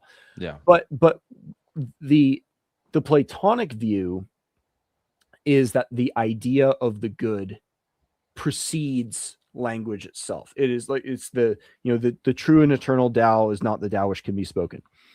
And there are some mystical traditions in Christianity, if you read like the Desert Fathers, that say sort of kind of similar things. You're talking about the Gnostics? No. Okay, no, the Desert Fathers. The Desert Fathers are Orthodox. They wrote Yes. the Philokalia, and other works as well. But the it is still grounded in the Word. In the beginning was the Word, the Logos, and the Word was God. God spoke the world into existence. Language is very much metaphysically at the root in Christianity, and I think that's kind of inescapable. It's powerful. It's very easy to communicate from that bedrock. It creates very convenient. I shouldn't say convenient. That's unfair. Very, very clear, coherence systems of explaining things. But the price of that clear coherence is separation from the messiness of physical reality, I think. And so God, as the groundwork of good, is ontologically identical with goodness itself. But the problem is goodness is not a thing. I wouldn't say that it's an experience. Yeah, I mean, you're familiar with the Euthyphro argument. Yes. So, does God love that which is good because it is good, or is it good because he loves it? I'd still say there's a distinction between what we understand as good and God, the identity of God. Well, my understanding of the Christian, and I'm curious what your take is, but my understanding of the usual Christian answer to the Euthyphro dilemma is does God love it because it's good, or is it good because God loves it? Like, the answer is that it's a nonsense question, because it's like asking, does God love himself because he's God, or does the two things are conceptually identical? That's the Christian answer to the Euthyphro argument I've heard. Yeah, I'd stick with the latter. Is that from everything I have, where I come from, is it's all the latter. It's all no. The concept of what we understand to be the good is the outpouring of God's love. There is, and this can be reflected in Jesus's words, where he's asked a question. I mean, like, the New Testament was written in Greek. I happen to have the opportunity to learn Greek for a while, and I have not kept up with it nearly as well. But I'm working on it myself. I did Koine, so you might be doing ancient. We will have some crisscross, but not enough for another joke in there somewhere. But like, when Jesus is asked, there's this kind of we can meet in the attic. Yeah, there's this difficult question that Jesus is asked, and it has to do with it, where he responds with, "There is no one who is good, none but the Father." And this has been a theological thorn in the side for many people, because it's like, well, Jesus is the Son of God, and then he is God transcended to earth, and this becomes sort of this, like, I'm not going to sugarcoat it as some easy to get through argument, but ultimately I do think it's a counter to the Euthyphro, which is, I think it answers the Euthyphro argument, is like, no one is good but the Father. We understand goodness by what comes from him. And this is and I think this is where I want to bring it back to solar idealism as something that might be attractive, because there is that line, no one does good, and in some versions of the verse it says no, not one. I think that's from Ecclesiastes or something, but there's a few variations of that verse. It pops up repeatedly in the Bible, and there's something in the iconoclastic, anti-heroic instinct of modernity that wants to tear down statues of Robert E. Lee or George Washington, and put up statues of George Floyd in its place, to like humble the strong by means of the weak. But by saying, like, if no one does good, there is no room for heroes.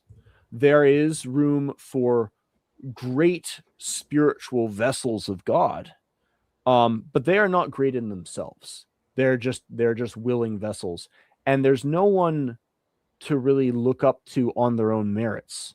There's no masculine hierarchical model. And again, this is all speaking in terms of what is socially attractive to men today. Because if Christianity is true, then like none of the complaints about the sort of effects matter that much. But I do think Can you explain that? I want to make sure I understand, because that's a pretty strong statement. I want to make sure I understand it. If Christianity is true, then many of the complaints are, I'm not sure where you're getting at. Complaints that men have about us losing our nation, about us not being sufficient, men not being sufficiently masculine, women not being sufficiently feminine, and a general degradation of cultural will, I suppose, is not something to be concerned about, because it's in God's hands. That is a strong. There is a strong amount of claim in that. Yeah, a huge asterisk there, which is God might enact His will to fix a particular nation through an individual or a set of individuals. So it's not this not worrying about the world is not a reason to throw off the burden that is your calling as a Christian. If your calling happens to be in politics, maybe some people might have that calling, and maybe maybe God is going to use JD Vance to I'm sorry. But you know what I mean. You know what I mean. Yeah. So there's definitely an appeal to like the 1970s or late boomer kind of Christianity of like, we need to return to the faith, otherwise the country's going to fall apart kind of mentality. And that is the lack of faith, I think, and the sort of we're going to use Christianity for earthly ends, and that is not an illegitimate sentiment, but it is an illegitimate sentiment within Christianity. So there's a couple of ways that I want to approach this, but one of them is returning to that hierarchy of like service to God. Paul literally says that we are either slaves to sin or we're slaves to righteousness, as in our ordered morality is tied to either love of God or rejection of Him. That I kind of being brief on that one. Right. It also like where the abdication of state and moral, the abdication of the now. I think, I wish I could say it in any other way other than as an explanation, which would be, I think that the culture of America and the society and Christian men have largely abdicated their roles and responsibilities in the same way that we see repeated through human history, that has resulted not only in a form of judgment, as in like the nation is being literally judged by God, but the natural result of that abdication comes in the form of judgment. Punishment. Not just punishment. I'm not just saying a judge with a gavel, God making that judgment, but in the same way that we were talking about earlier, if you feed the body poison, it's not going to be healthy. And so there's a number of ways that like this can again can become slippery by saying we're not praying enough. We're not Christian men aren't being Christian and bold enough. And there's like the not eating poison one is a funny analogy, because you're correct by natural standards, but so much of the Bible is supernatural, and you have Shadrach, Meshach, and Abednego refused the good food that was offered to them, and they were punished for it. They were on a strict vegetarian diet, and they refused to eat. They refused to eat food sacrificed to idols. Yes, and that's meat in general, wasn't it? It had more to do with the religious rites of the time. They were basically being told to bow. They're basically being told to bow to Nebuchadnezzar. I see. So it wasn't like, oh, you're not honoring kosher. It's like, again, they're caught in that choice. Do we do what we are told, or do we do what is currently beneficial for the time? And there's like, and this was where we share in many things, especially with sort of the malaise of the modern world. Like there is the rejection of tradition, or there's there's a question I wanted to ask you earlier. And that goes like this. So there is a criticism that is made against the sort of appeal to the 1950s American economy. Sure. And that is like, okay, conservatives just want to dial back the clock until it's comfortable or something like that. Mhm. And if you and I were to be transported into the 1950s, we would certainly see things that we admire, and we'd certainly see things that we don't. And this is not to say that every day and age is the same, and every day and age, but every day and age has its challenges. Mhm. Where my question is, like, in the way that you approach myth, is it are you looking at myth? Are you looking back at this is more towards solar idealism? Are you looking back at the simpler times where men had the campfire in the community and the borders and the nations in the way that they did through a similar lens where No. no, okay, because It's a really good question, and I think it's a very important one, because I think you can understand all of politics through three foundational myths. Sure. There is the myth of progress. You can already tell who's invested in that myth. It's an easy one, yeah. There's it goes in the name. There's the myth of the golden age, Mhm. which is what you described. Like, oh, the best time was in the past. Progress is the best time is in the future. The golden age is the best time was in the past. Yep. But we can bring back Friedrich Nietzsche here for a second. There's a myth of the eternal return, which is not that we are every age is exactly the same, but it is that the essential kinds of problems that we face are essentially the same, even though they manifest with slightly different technological faces and different actors playing but essentially the same kinds of roles. If you read The Republic, if you read Gilgamesh, if you read the Iliad, if you read Beowulf, the psychology at work in relationships, distrust, revenge, forgiveness, all of these things, it's the same dynamics that we see today, and we have to navigate the same kinds of problems. There are trade-offs that make certain times in the past. It is the famous meme of the Spider-Man pointing at Spider-Man pointing at Spider-Man. It's like my grandpa full of lead pointing at my dad full of asbestos pointing at me full of microplastics. It's like, we've all got these like different problems, and we can like, oh my god, the microplastics are going to make us all. It's like, well, the lead rates in the past were enough to give James Joyce a whole novel to write about. We are in essentially the same place, and that is the value of this syncretic kind of triangulation of what have people always thought about gods and heroes, and not in every single place, because as Wes Huff has pointed out, different theologies are different.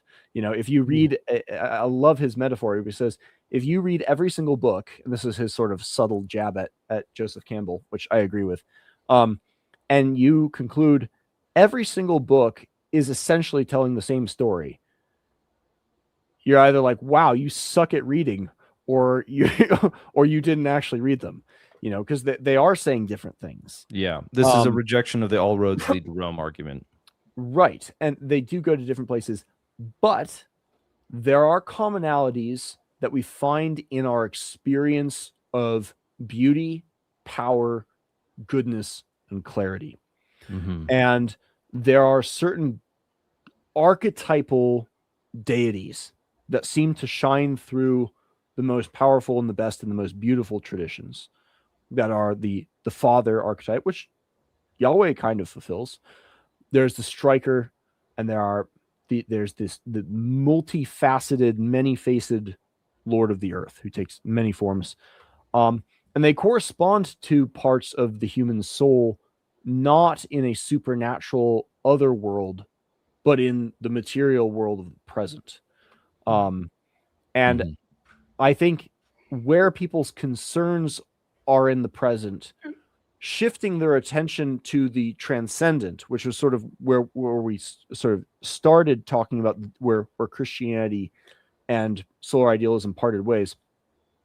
The transcendent, in the sense of the supernatural, I hate to quote Karl Marx, but I think he was essentially right in describing this kind of religious approach to transcendence as a kind of opiate, and the way Marx phrased it was actually very poetic and very, very kind. He said it is not just an opiate for the masses, but a heart in a heartless world, you know. The And- second part being more gracious than the first, which is the criticism. And I actually want to pull up the full quote because it's very beautiful. Opiate of the masses, full quote. It's from his contribution to the critique of Hegel's philosophy of right. Religion is the sigh of the oppressed creature, the heart of a heartless world, and the soul of a soulless condition. It is the opium of the people. And that's all that Google came up. But the quote continues and says, and the call to end religion is not to make people suffer naked in their chains, but to separate the he has this word, is like flowers or foliage, from the chains so that they can see the chains, break the chains, and cull the living flower. That's where it gets utopian, right? That's where it gets off the rails. And you're like, you're not acknowledging the trade-off nature of this here. But this is where Nietzsche, I think, got everything Marx got right without the horrendous dystopian bad stuff, and said, and this was Nietzsche's critique of Stoicism too.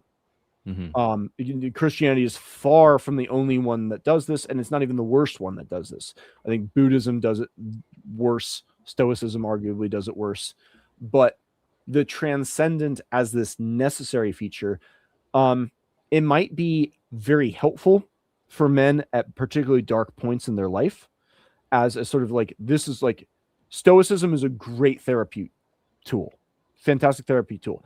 As a philosophy, a little bit wanting, a little bit suicidal. It's Yeah, a little, it pretty much ends in nihilism. doesn't hold up. Yeah, everything that happens is good. Wait, what? There's no such thing as evil. There's no such thing as bad. Yeah. Hang on a second. You know, maybe that's a noble lie that can be useful for like people who are just like on the cusp of ending things. Like, hang on, hold it. But you don't want to marry people to that thing either for when they come through on the other side. Yeah. Mm-hmm. You know, there's a point a few sentences ago, New Story, you mentioned, you know, the three God archetypes, and in the myths that we draw from as we are creating new myths and making our own lives also mythic, it's not just the God archetypes, but it's also the men in those stories, the things that they faced, and as you mentioned earlier, how they are basically the same thing now, as same predicaments as now, and how they dealt with them, because the God, you know, the men are like gods, and the gods are like men, and it's about aspiration, it's about an ideal. Because one thing I'm envious of Christianity about is Christianity is able to summarize itself very succinctly. For God so loved the world that he gave his only son, that all who accept it may be saved, and so forth. There's a few versions of it, but it has that very succinct way of putting it. And I've always been flustered when people have asked, what is solar idealism? I'm like, how do I put this succinctly?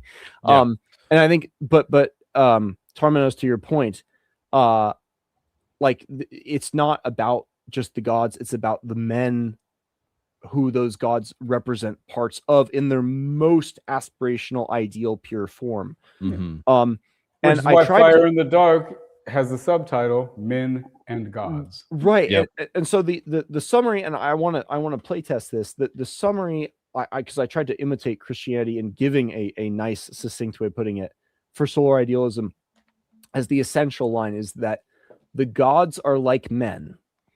Men are not gods, but should aspire to be more like the gods.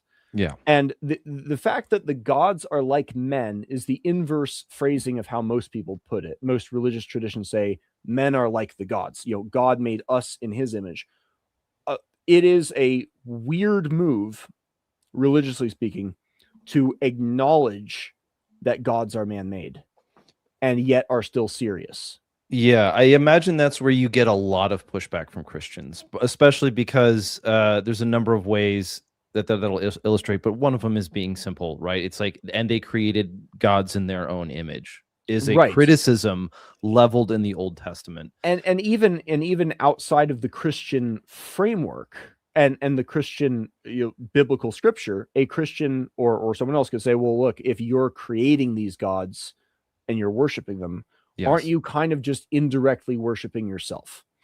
And there's a philosophical argument there for sure. And that is the importance of acknowledging that we are not gods and that we will never be gods, and that when we look at the sort of mythical antecedents to solar idealism in the Odyssey, for example, the core spiritual rule is due respect and deference to the sun and to the higher beings that are above you. You are not a god.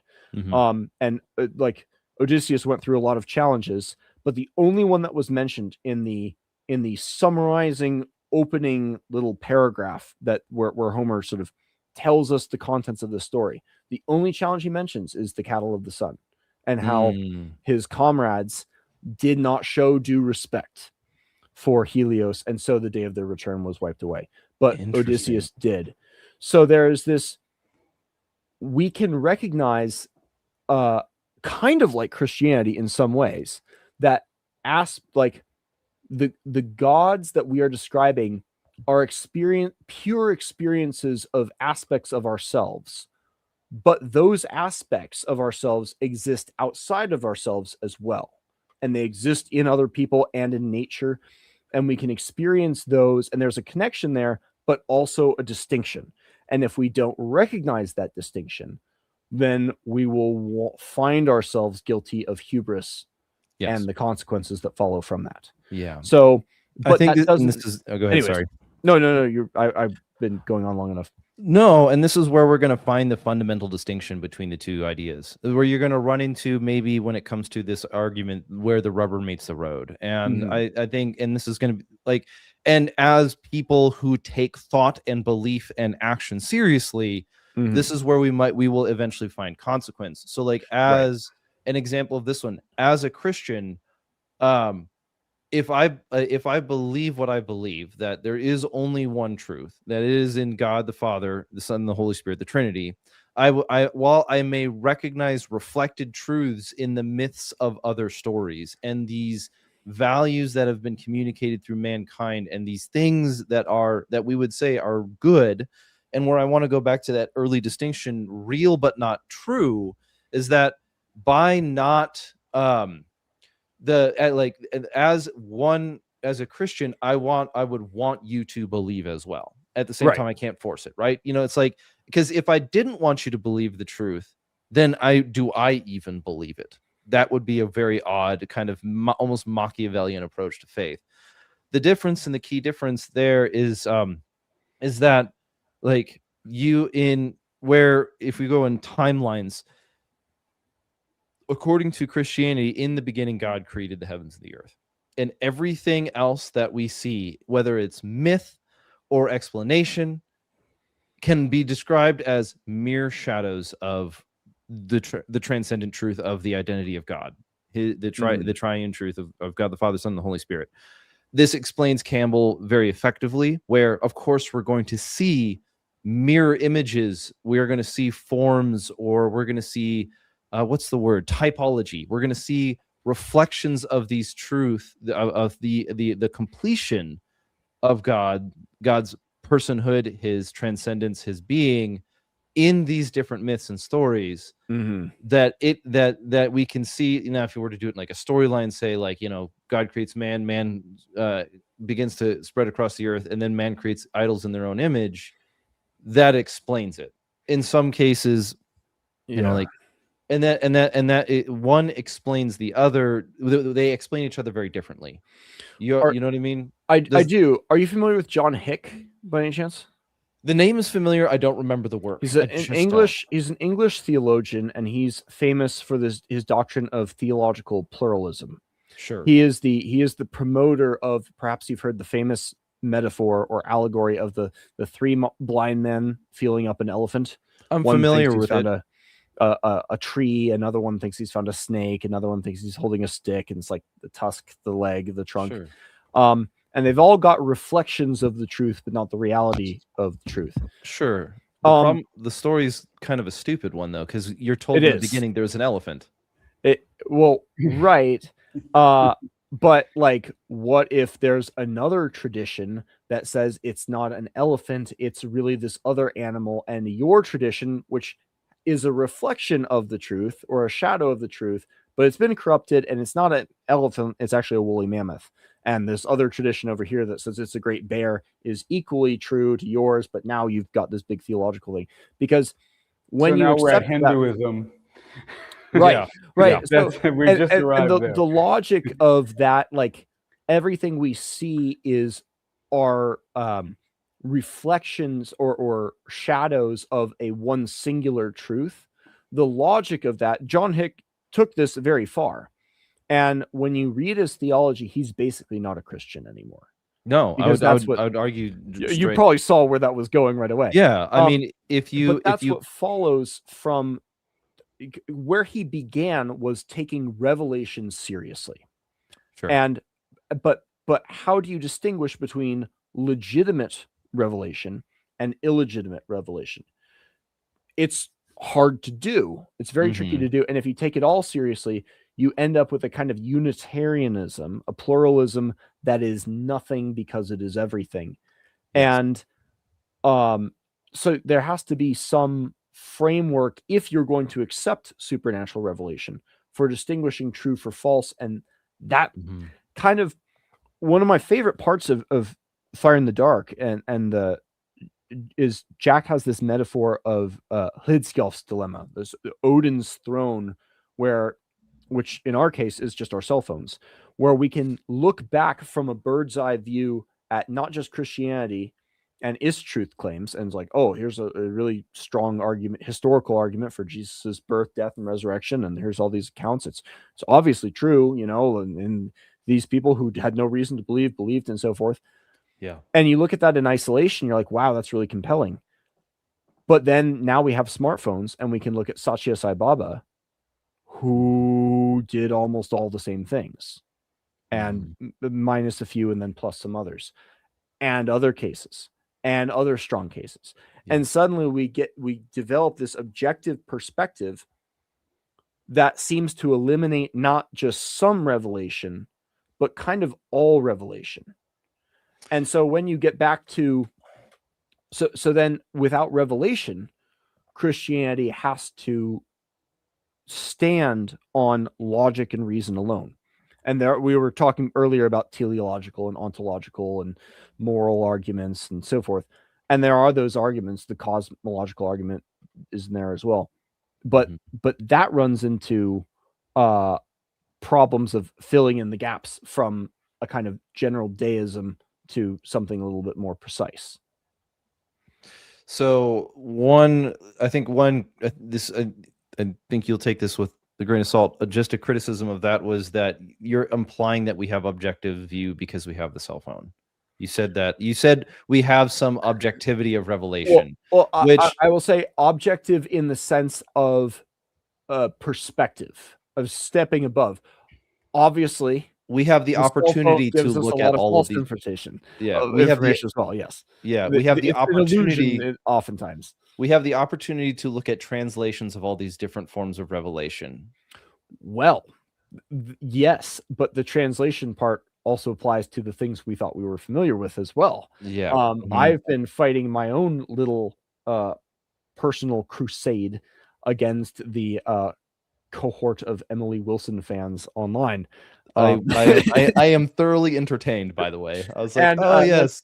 It's like, yeah, this is not, there is an argument that this is not even a translation, although she is very skilled. I have to give her credit. She's a very, very good writer, and is very good at what she does. But the some of the connotations that she sneaks in, and in some cases the straight up additions she makes, really warp our experience of the text. And perhaps, I'm sure you're familiar with the Schofield Bible. I'm very familiar with the different translations. Yeah, people have done this with the Bible as well. And so I think this goes back to the spirit of science question. This, like, let's embrace the pursuit of truth, but let go of the idea, not that just that we have truth, but that we could ever have the truth. It's not within our ability to grasp. And so if we begin with that assumption, if we begin with the assumption that we can never have the truth, even if there is one true truth out there, what follows from that? You're going to run into either the rejection of the assumption, which is, and I'm not using an assumption derogatorily. I'm using it like more in it's a necessary Of course, prerequisite to the argument, sense. which is that we can't know truth, because I don't think that I don't think that that holds very well. Well, I we think can't know the truth, but we can know the real. we can no. I don't think we would agree on that one, because Okay. I don't. We can know. This is where that manner of faith comes in, which is by faith, like that the revelation of God is true. There's a certain requirement there, and that is grounded in a couple of things. But this is, I think, where we can get into where we very rarely ever see this in the world: honest and respectable conversations about faith and religion and their differences. In other words, again, I perhaps in a best example of the enlightenment ideals, where we would speak freely and truly out of respect and so long and so forth. Fine. However, one, I don't. There are certain things that we can know objectively. I can know that my phone, or this is tea, not oil. I can know the distinction. Well, it's not. I'm kidding. I can objectively know very clear distinctions. I can know that there are things, and the bigger that gets, the harder it is for a person to hold it. But and at some point in time, we have to recognize the intellectual humility that although I may not be able to grasp the completion of objective reality, because in by definition you would then be God. Right. It would essentially be, by definition, God. You see this rampant in the transgender argument. I know how to make lights come on. I don't understand the physics of electricity. Sure, right? And so I'll reject that one. Is that it's not that we can't know things objectively. It's that the totality of revelation cannot be perceived in the same way as if we were the author or we were God. Right. Well, this goes back to the aletheia word, where all of the assumptions and connotations worked into this concept, because this is a deeply, deeply loaded word of truth, not just it as a discrete thing that happens to correspond to reality, but as the truth encapsulating the totality of existence as it is, unchanging and eternally and complete in itself. Yes, and we can't know that because we are not God. Right. But with that assumption is several degrees beyond real things exist outside of my subjective experience. Yes, yeah. And so, like, we can assume the existence of the external world, and we can see patterns there. Like Agnes Moore's "Fire is Hot," or Rudyard Kipling's "The Gods of the Copybook Headings." These persistent patterns that seem to be true throughout all time. And maybe those aren't even objectively true. Maybe they're just persistent patterns for us that are pragmatically functional, and you're unwise to break from those. Diversify your assets. Eat a balanced meal. These, like, general don't make neighbors with people who like to rob convenience stores. Right. Because you have to love them, and that would suck. Yeah. Well, there are best practices that will avail themselves of exceptions, and like, people will point to exceptions if this rule represents absolute truth. Then what is an exception metaphysically? Doesn't it break the rule and prove the rule false. But if it is not absolute truth, if it is not aletheia, but if it is a best practice in a more general sense that exists in a messy reality rather than a perfectly pristine world of Platonic forms, then we have something that's a little bit more functional, and we can jump on virtues as a path to living a good life, with an assumption that it's a dice roll, but it's maybe a better dice roll than other plays. Sure. Yeah. So the dice roll practical path forward. The dice roll reference. Yeah, the dice roll reference I think is an excellent illustration of sort of of the reality of faith. And like how I've thought of it is there's you have a board that is covered with squares and you have one token, and you in a sense get to put that token somewhere, and we recognize you will also be influenced by where you place that token by life circumstances, stories, maybe the divine will of God. Pick reason, right? And if you put the token on the right spot, you're good. You're saved. You're whatever it is, eudaimonia, all things above, right? The completion. But if you don't, you're damned. You're damned. And the problem is you're unable to be absolutely certain because you don't have the eyes of the creator of the board to place the token. Right. Okay. And it's not as simple as outcomes and utilitarianism, but the reality is still in this framework, the reality is that you have to put the token somewhere. This is very Rawlsian theology. Sure. Yeah. Well, there's multiple examples of it, but and if you refuse to put the token, you're still refusing to put the token, so you lose. Yeah. So there's an element of faith there that is, there is an element, and whether that is in scientism, whether that is in, I think some forms of paganism, whatever that Islam, Christianity, and it spreads, you're going to run into that problem anyway, because no choice is still a choice in itself. The abdication of choice is still a choice in itself, and that's where I think that's where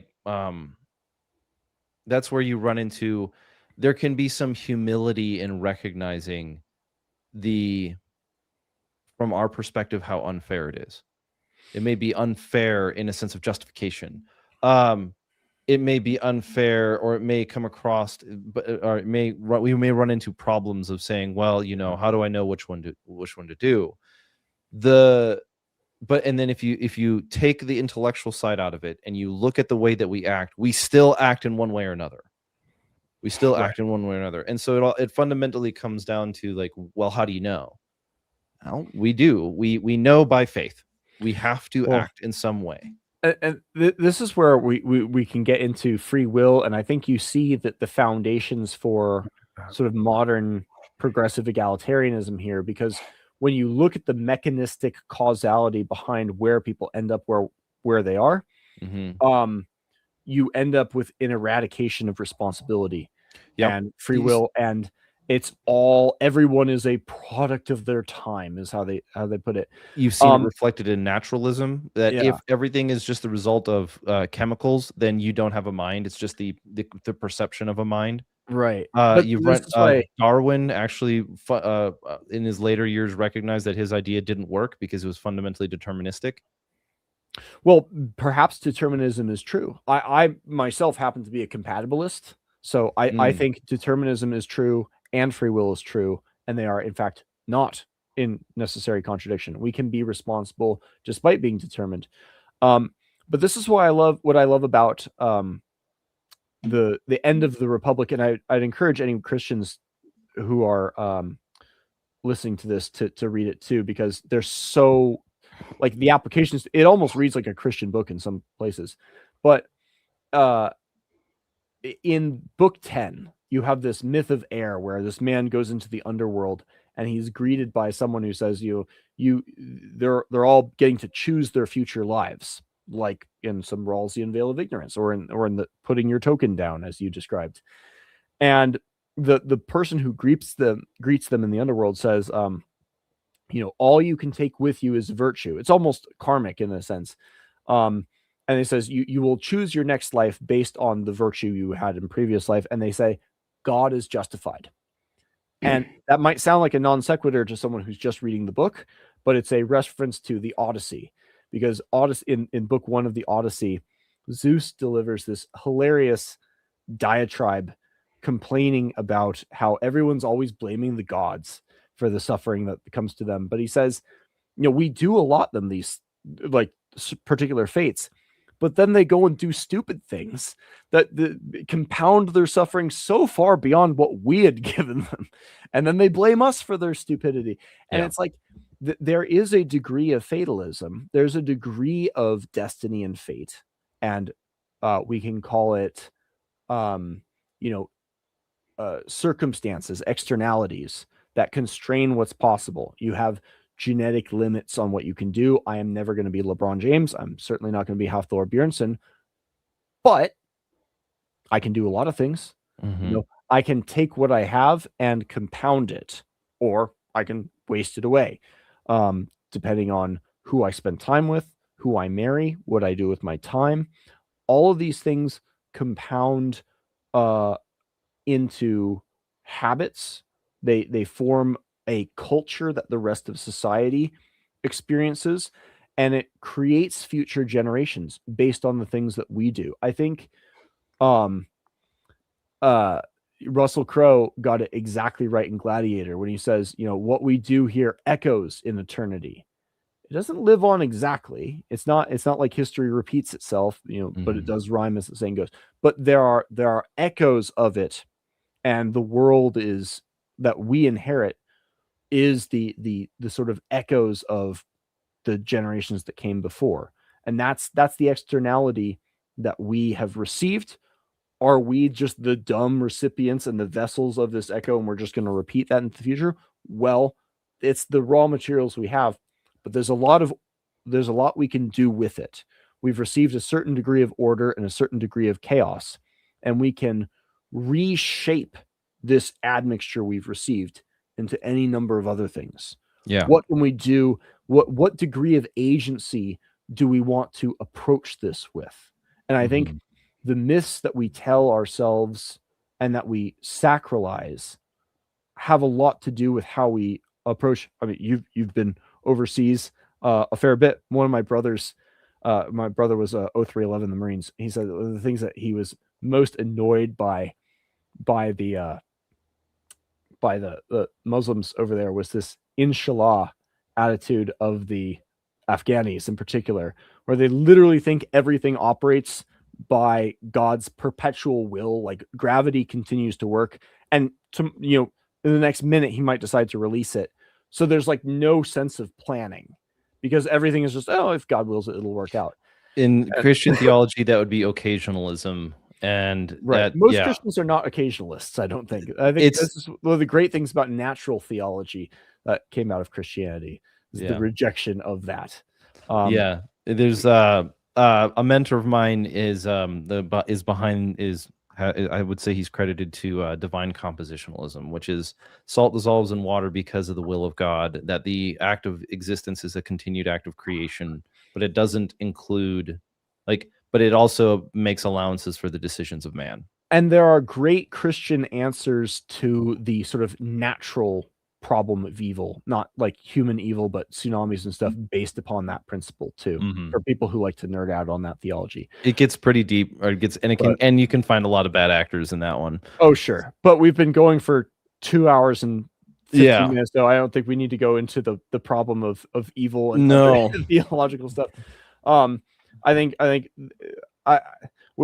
we ended up kind of going after Christianity a little bit more than we had intended to, but in the back and forth of the attractions of solar idealism and the attractions of Christianity, I did want to re-emphasize that I think Christianity does have a lot of cool stuff. I think it really picked up Homeric and Hellenic heroism and ran with it. There's a whole cohort of people online is like, it's a Semitic desert religion. It's like, well, Judaism was really influenced by the Greeks before it sort of consolidated into what it was, and there's a lot of Jewish rejection of Christianity precisely because it was too Hellenic. So, there's cool stuff there. I think what we have in Solar Idealism is also cool, although it might be a little alien in the way we approach gods to many people. Yeah, I think, now that we've gone through this one, I'll do closing statements, and Sure. this is where, just to kind of reiterate where I was coming back. If you asked in one sense, in one phrase, of a critique of solar idealism. Yes. And that critique of solar idealism, I think I've addressed it in a couple ways, of the difference between what is true and what is real.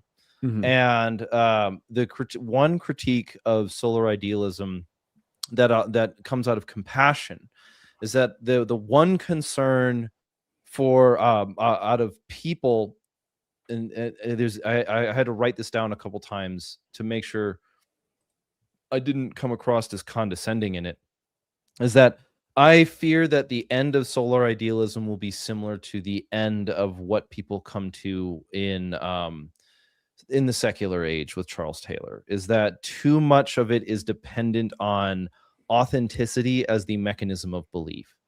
And that this is where I said it's real. And when I say it's real, as in you are recognizing things that are real amongst men throughout history, and some of those things that are real it is a reality of mankind's experience, that we need to have ritual, we need to have community, and not all of those will be the same. And there's going to be room for differences, and there's going to be places where we don't have room for differences.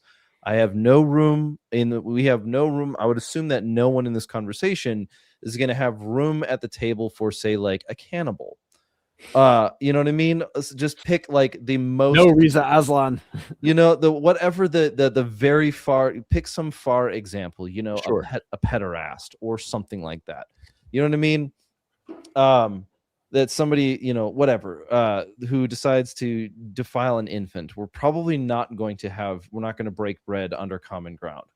Okay, so the criticism of The Fire in the Dark comes from an amalgamation of the criticism of Joseph Campbell and Friedrich Nietzsche, and to a lesser extent, to a lesser extent, who was the other one? I lost it. It doesn't matter. It's past. But the point and the criticism is simply that I wonder what will happen when you come to the end of it, is what it is. Sure. Right. Yeah. And that is where, when you come to the end of solar idealism, because one of the components that seems to stand out is, as you reference it, men and gods. And not having an ontological distinction between gods and man, or that the things that we know to be true about men and what is right and true and good comes from the Father. And if it's something that is any less moored than that, I believe that it ultimately falls apart. It will hold on to good, but it is ultimately, as you're familiar with, the shadows in Plato's cave, where you're seeing references of the good replicated in mankind. But and this is unsurprisingly going to come from a Christian response, which is the things that you see that are good in masculine life are only true because they come from the Father. And that can sound quite a bit like a cop-out. And I hope I've spent the last 2 hours illustrating how that's not a shortcut, but it's an amalgamation of the challenges. No, I understand what you're saying. And if I understand you correctly, you're saying, like, if you sever your theology from the idea of truth, then you are unmoored from anything that will restrain you from going into pure relativism, because your subjective experience is just as real as like a physical rock or a scientific study or something. Maybe another way is, I think it'll collapse under its own weight. Okay. It'll collapse under its own weight, as in it's trying to hold up something as true. Like, and don't get me wrong, like, I admire, this is when I say this, like, I admire, and I've said this from the beginning, not as a condescension, but something about what I have seen from Jack Donovan's writing and how it's reflected in his life, and from the thing that I believe that you're onto something good is that you cannot merely hold an ideal and not live it out. And you cannot merely hold it as an intellectual idea. Right. And no, we agreed completely. And something we didn't really get a chance to get into, but like a crucial component of the difference between myth and like just storytelling or fiction is the action. Is the acting out of the world.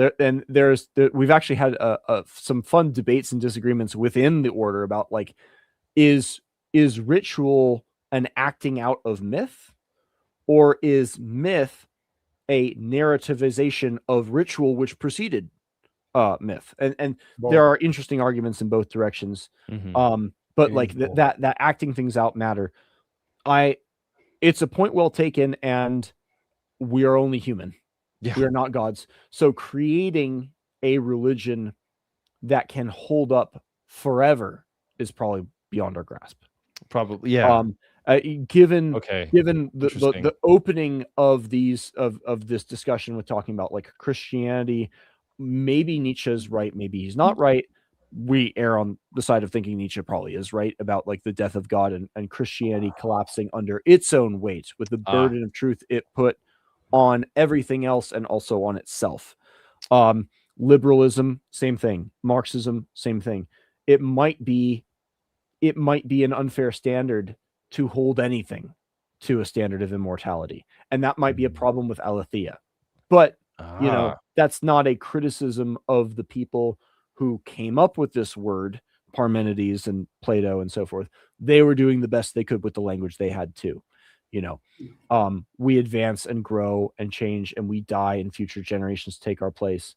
But the goal of solar idealism is to create beauty and goodness and clarity and order in the time that we have influence over. And what future generations do with those echoes is going to be up to them. Yes. But the standard is not eternity. And maybe that is a point of distinction between Christianity and eschatology as well. No concern with the afterlife, and afterlife being more about memory. But like when I look back on the Roman Empire, like, all right, it collapsed in like, what was it, the 3rd century? Would anyone say the Roman Empire failed as an enterprise because eventually it died? It depends on the ugly end. Depends on your definition, but sure, they made some mistakes and so forth. And I mean, it's fun to talk about Plato because Plato's, I think, the godfather of both Christianity and solar idealism in very distinct parallel ways. But when Plato describes the just city, and I think the funniest part of the book, it's Plato being like very having a sense of humor, is he describes the way the just city will collapse will be because our leaders, as wise as they are, will get the nuptial number wrong. And then he gives this completely nonsensical, elaborate paragraph that no one knows what it means about how like they'll calculate the phase of the moon wrong when these people are supposed to create the next generation, because the correct phase is calculated by twice the circumference of this distance between January and March, and like just complete nonsense math geometry stuff. And because of these unknown unknowns, things will fall apart, and the just city in reality could never exist. And I think that's a reality of the material world. We are not, the world we live in is not the world of aletheia. It is not the world of unchanging, eternal, self-contained totality of what is. We are a transient moment in that. But while we are there, we can shine brighter or dimmer. And looking to the lights is, I think, always the stronger way to go. As a best practice. Well, then, I as a Christian, I will say, by what standard? And we'll probably leave it at that. Fair enough. But because enough. I've enjoyed this conversation because we can go on for a very long time about We this. could go on for another several hours, I'm sure. Part- but it's I mean, very and late. partial- Poor Ed is probably barely hanging in over there on the East Coast. So That's sorry to fine. hold you in there. It's all right. great. Well, no, and in reflection, like, yes, this is a conversation that we've had on its periphery a number of times, never so directly. Yeah. So, as from one man to another, I'm honored that you would invite me to have this conversation. Well, we appreciate you coming. There's really no one better, any of us know to have it, because we respect the serious Christians, and you like there's a commonality of mythic origin here that is really hard not to see and enjoy. And although we disagree with each other, it's like cousins. Oh no, you're wrong. It's not like we're not in different worlds as with Islam or some of these other things too. We share different common links. Like it's not people of the book. But there are I like there is an appeal to something, and perhaps what we were trying to do is find out what that thing is. For sure. And so myths do push us forward. I just don't believe they sustain. So sure. Cool. Well, it feels like as good of a spot as any to call it an evening after 150% longer than the usual. Oh dear. Well, I am honored only because it's so fun to talk to you. Yeah, well, again, from one man to two others, I am very honored that you would invite me on here. Especially to represent what is so oftentimes a contentious argument. And yeah, I mean, thank goodness the whole new atheism gotcha guy is no longer as trendy as he used to be, because that was a boring season. It was. Well, the tragedy of it was the best voices were the quietest. That was Dan Dennett, and the worst voices were the loudest, which is kind of always how it goes. But anyways, thanks so much for coming, Forrest. It's been an absolute pleasure. And till next time, where I think next week we will be talking explicitly about Plato. Is that right, Ed? I'm pretty sure that will happen if you're here with me.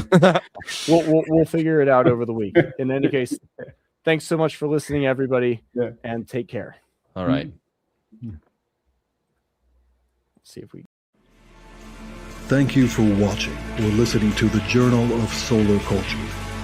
Don't forget to hit like and subscribe, and leave us a comment. The first volume of our journal is available in paperback and now, finally, on Kindle. Pick it up in our store or on Amazon.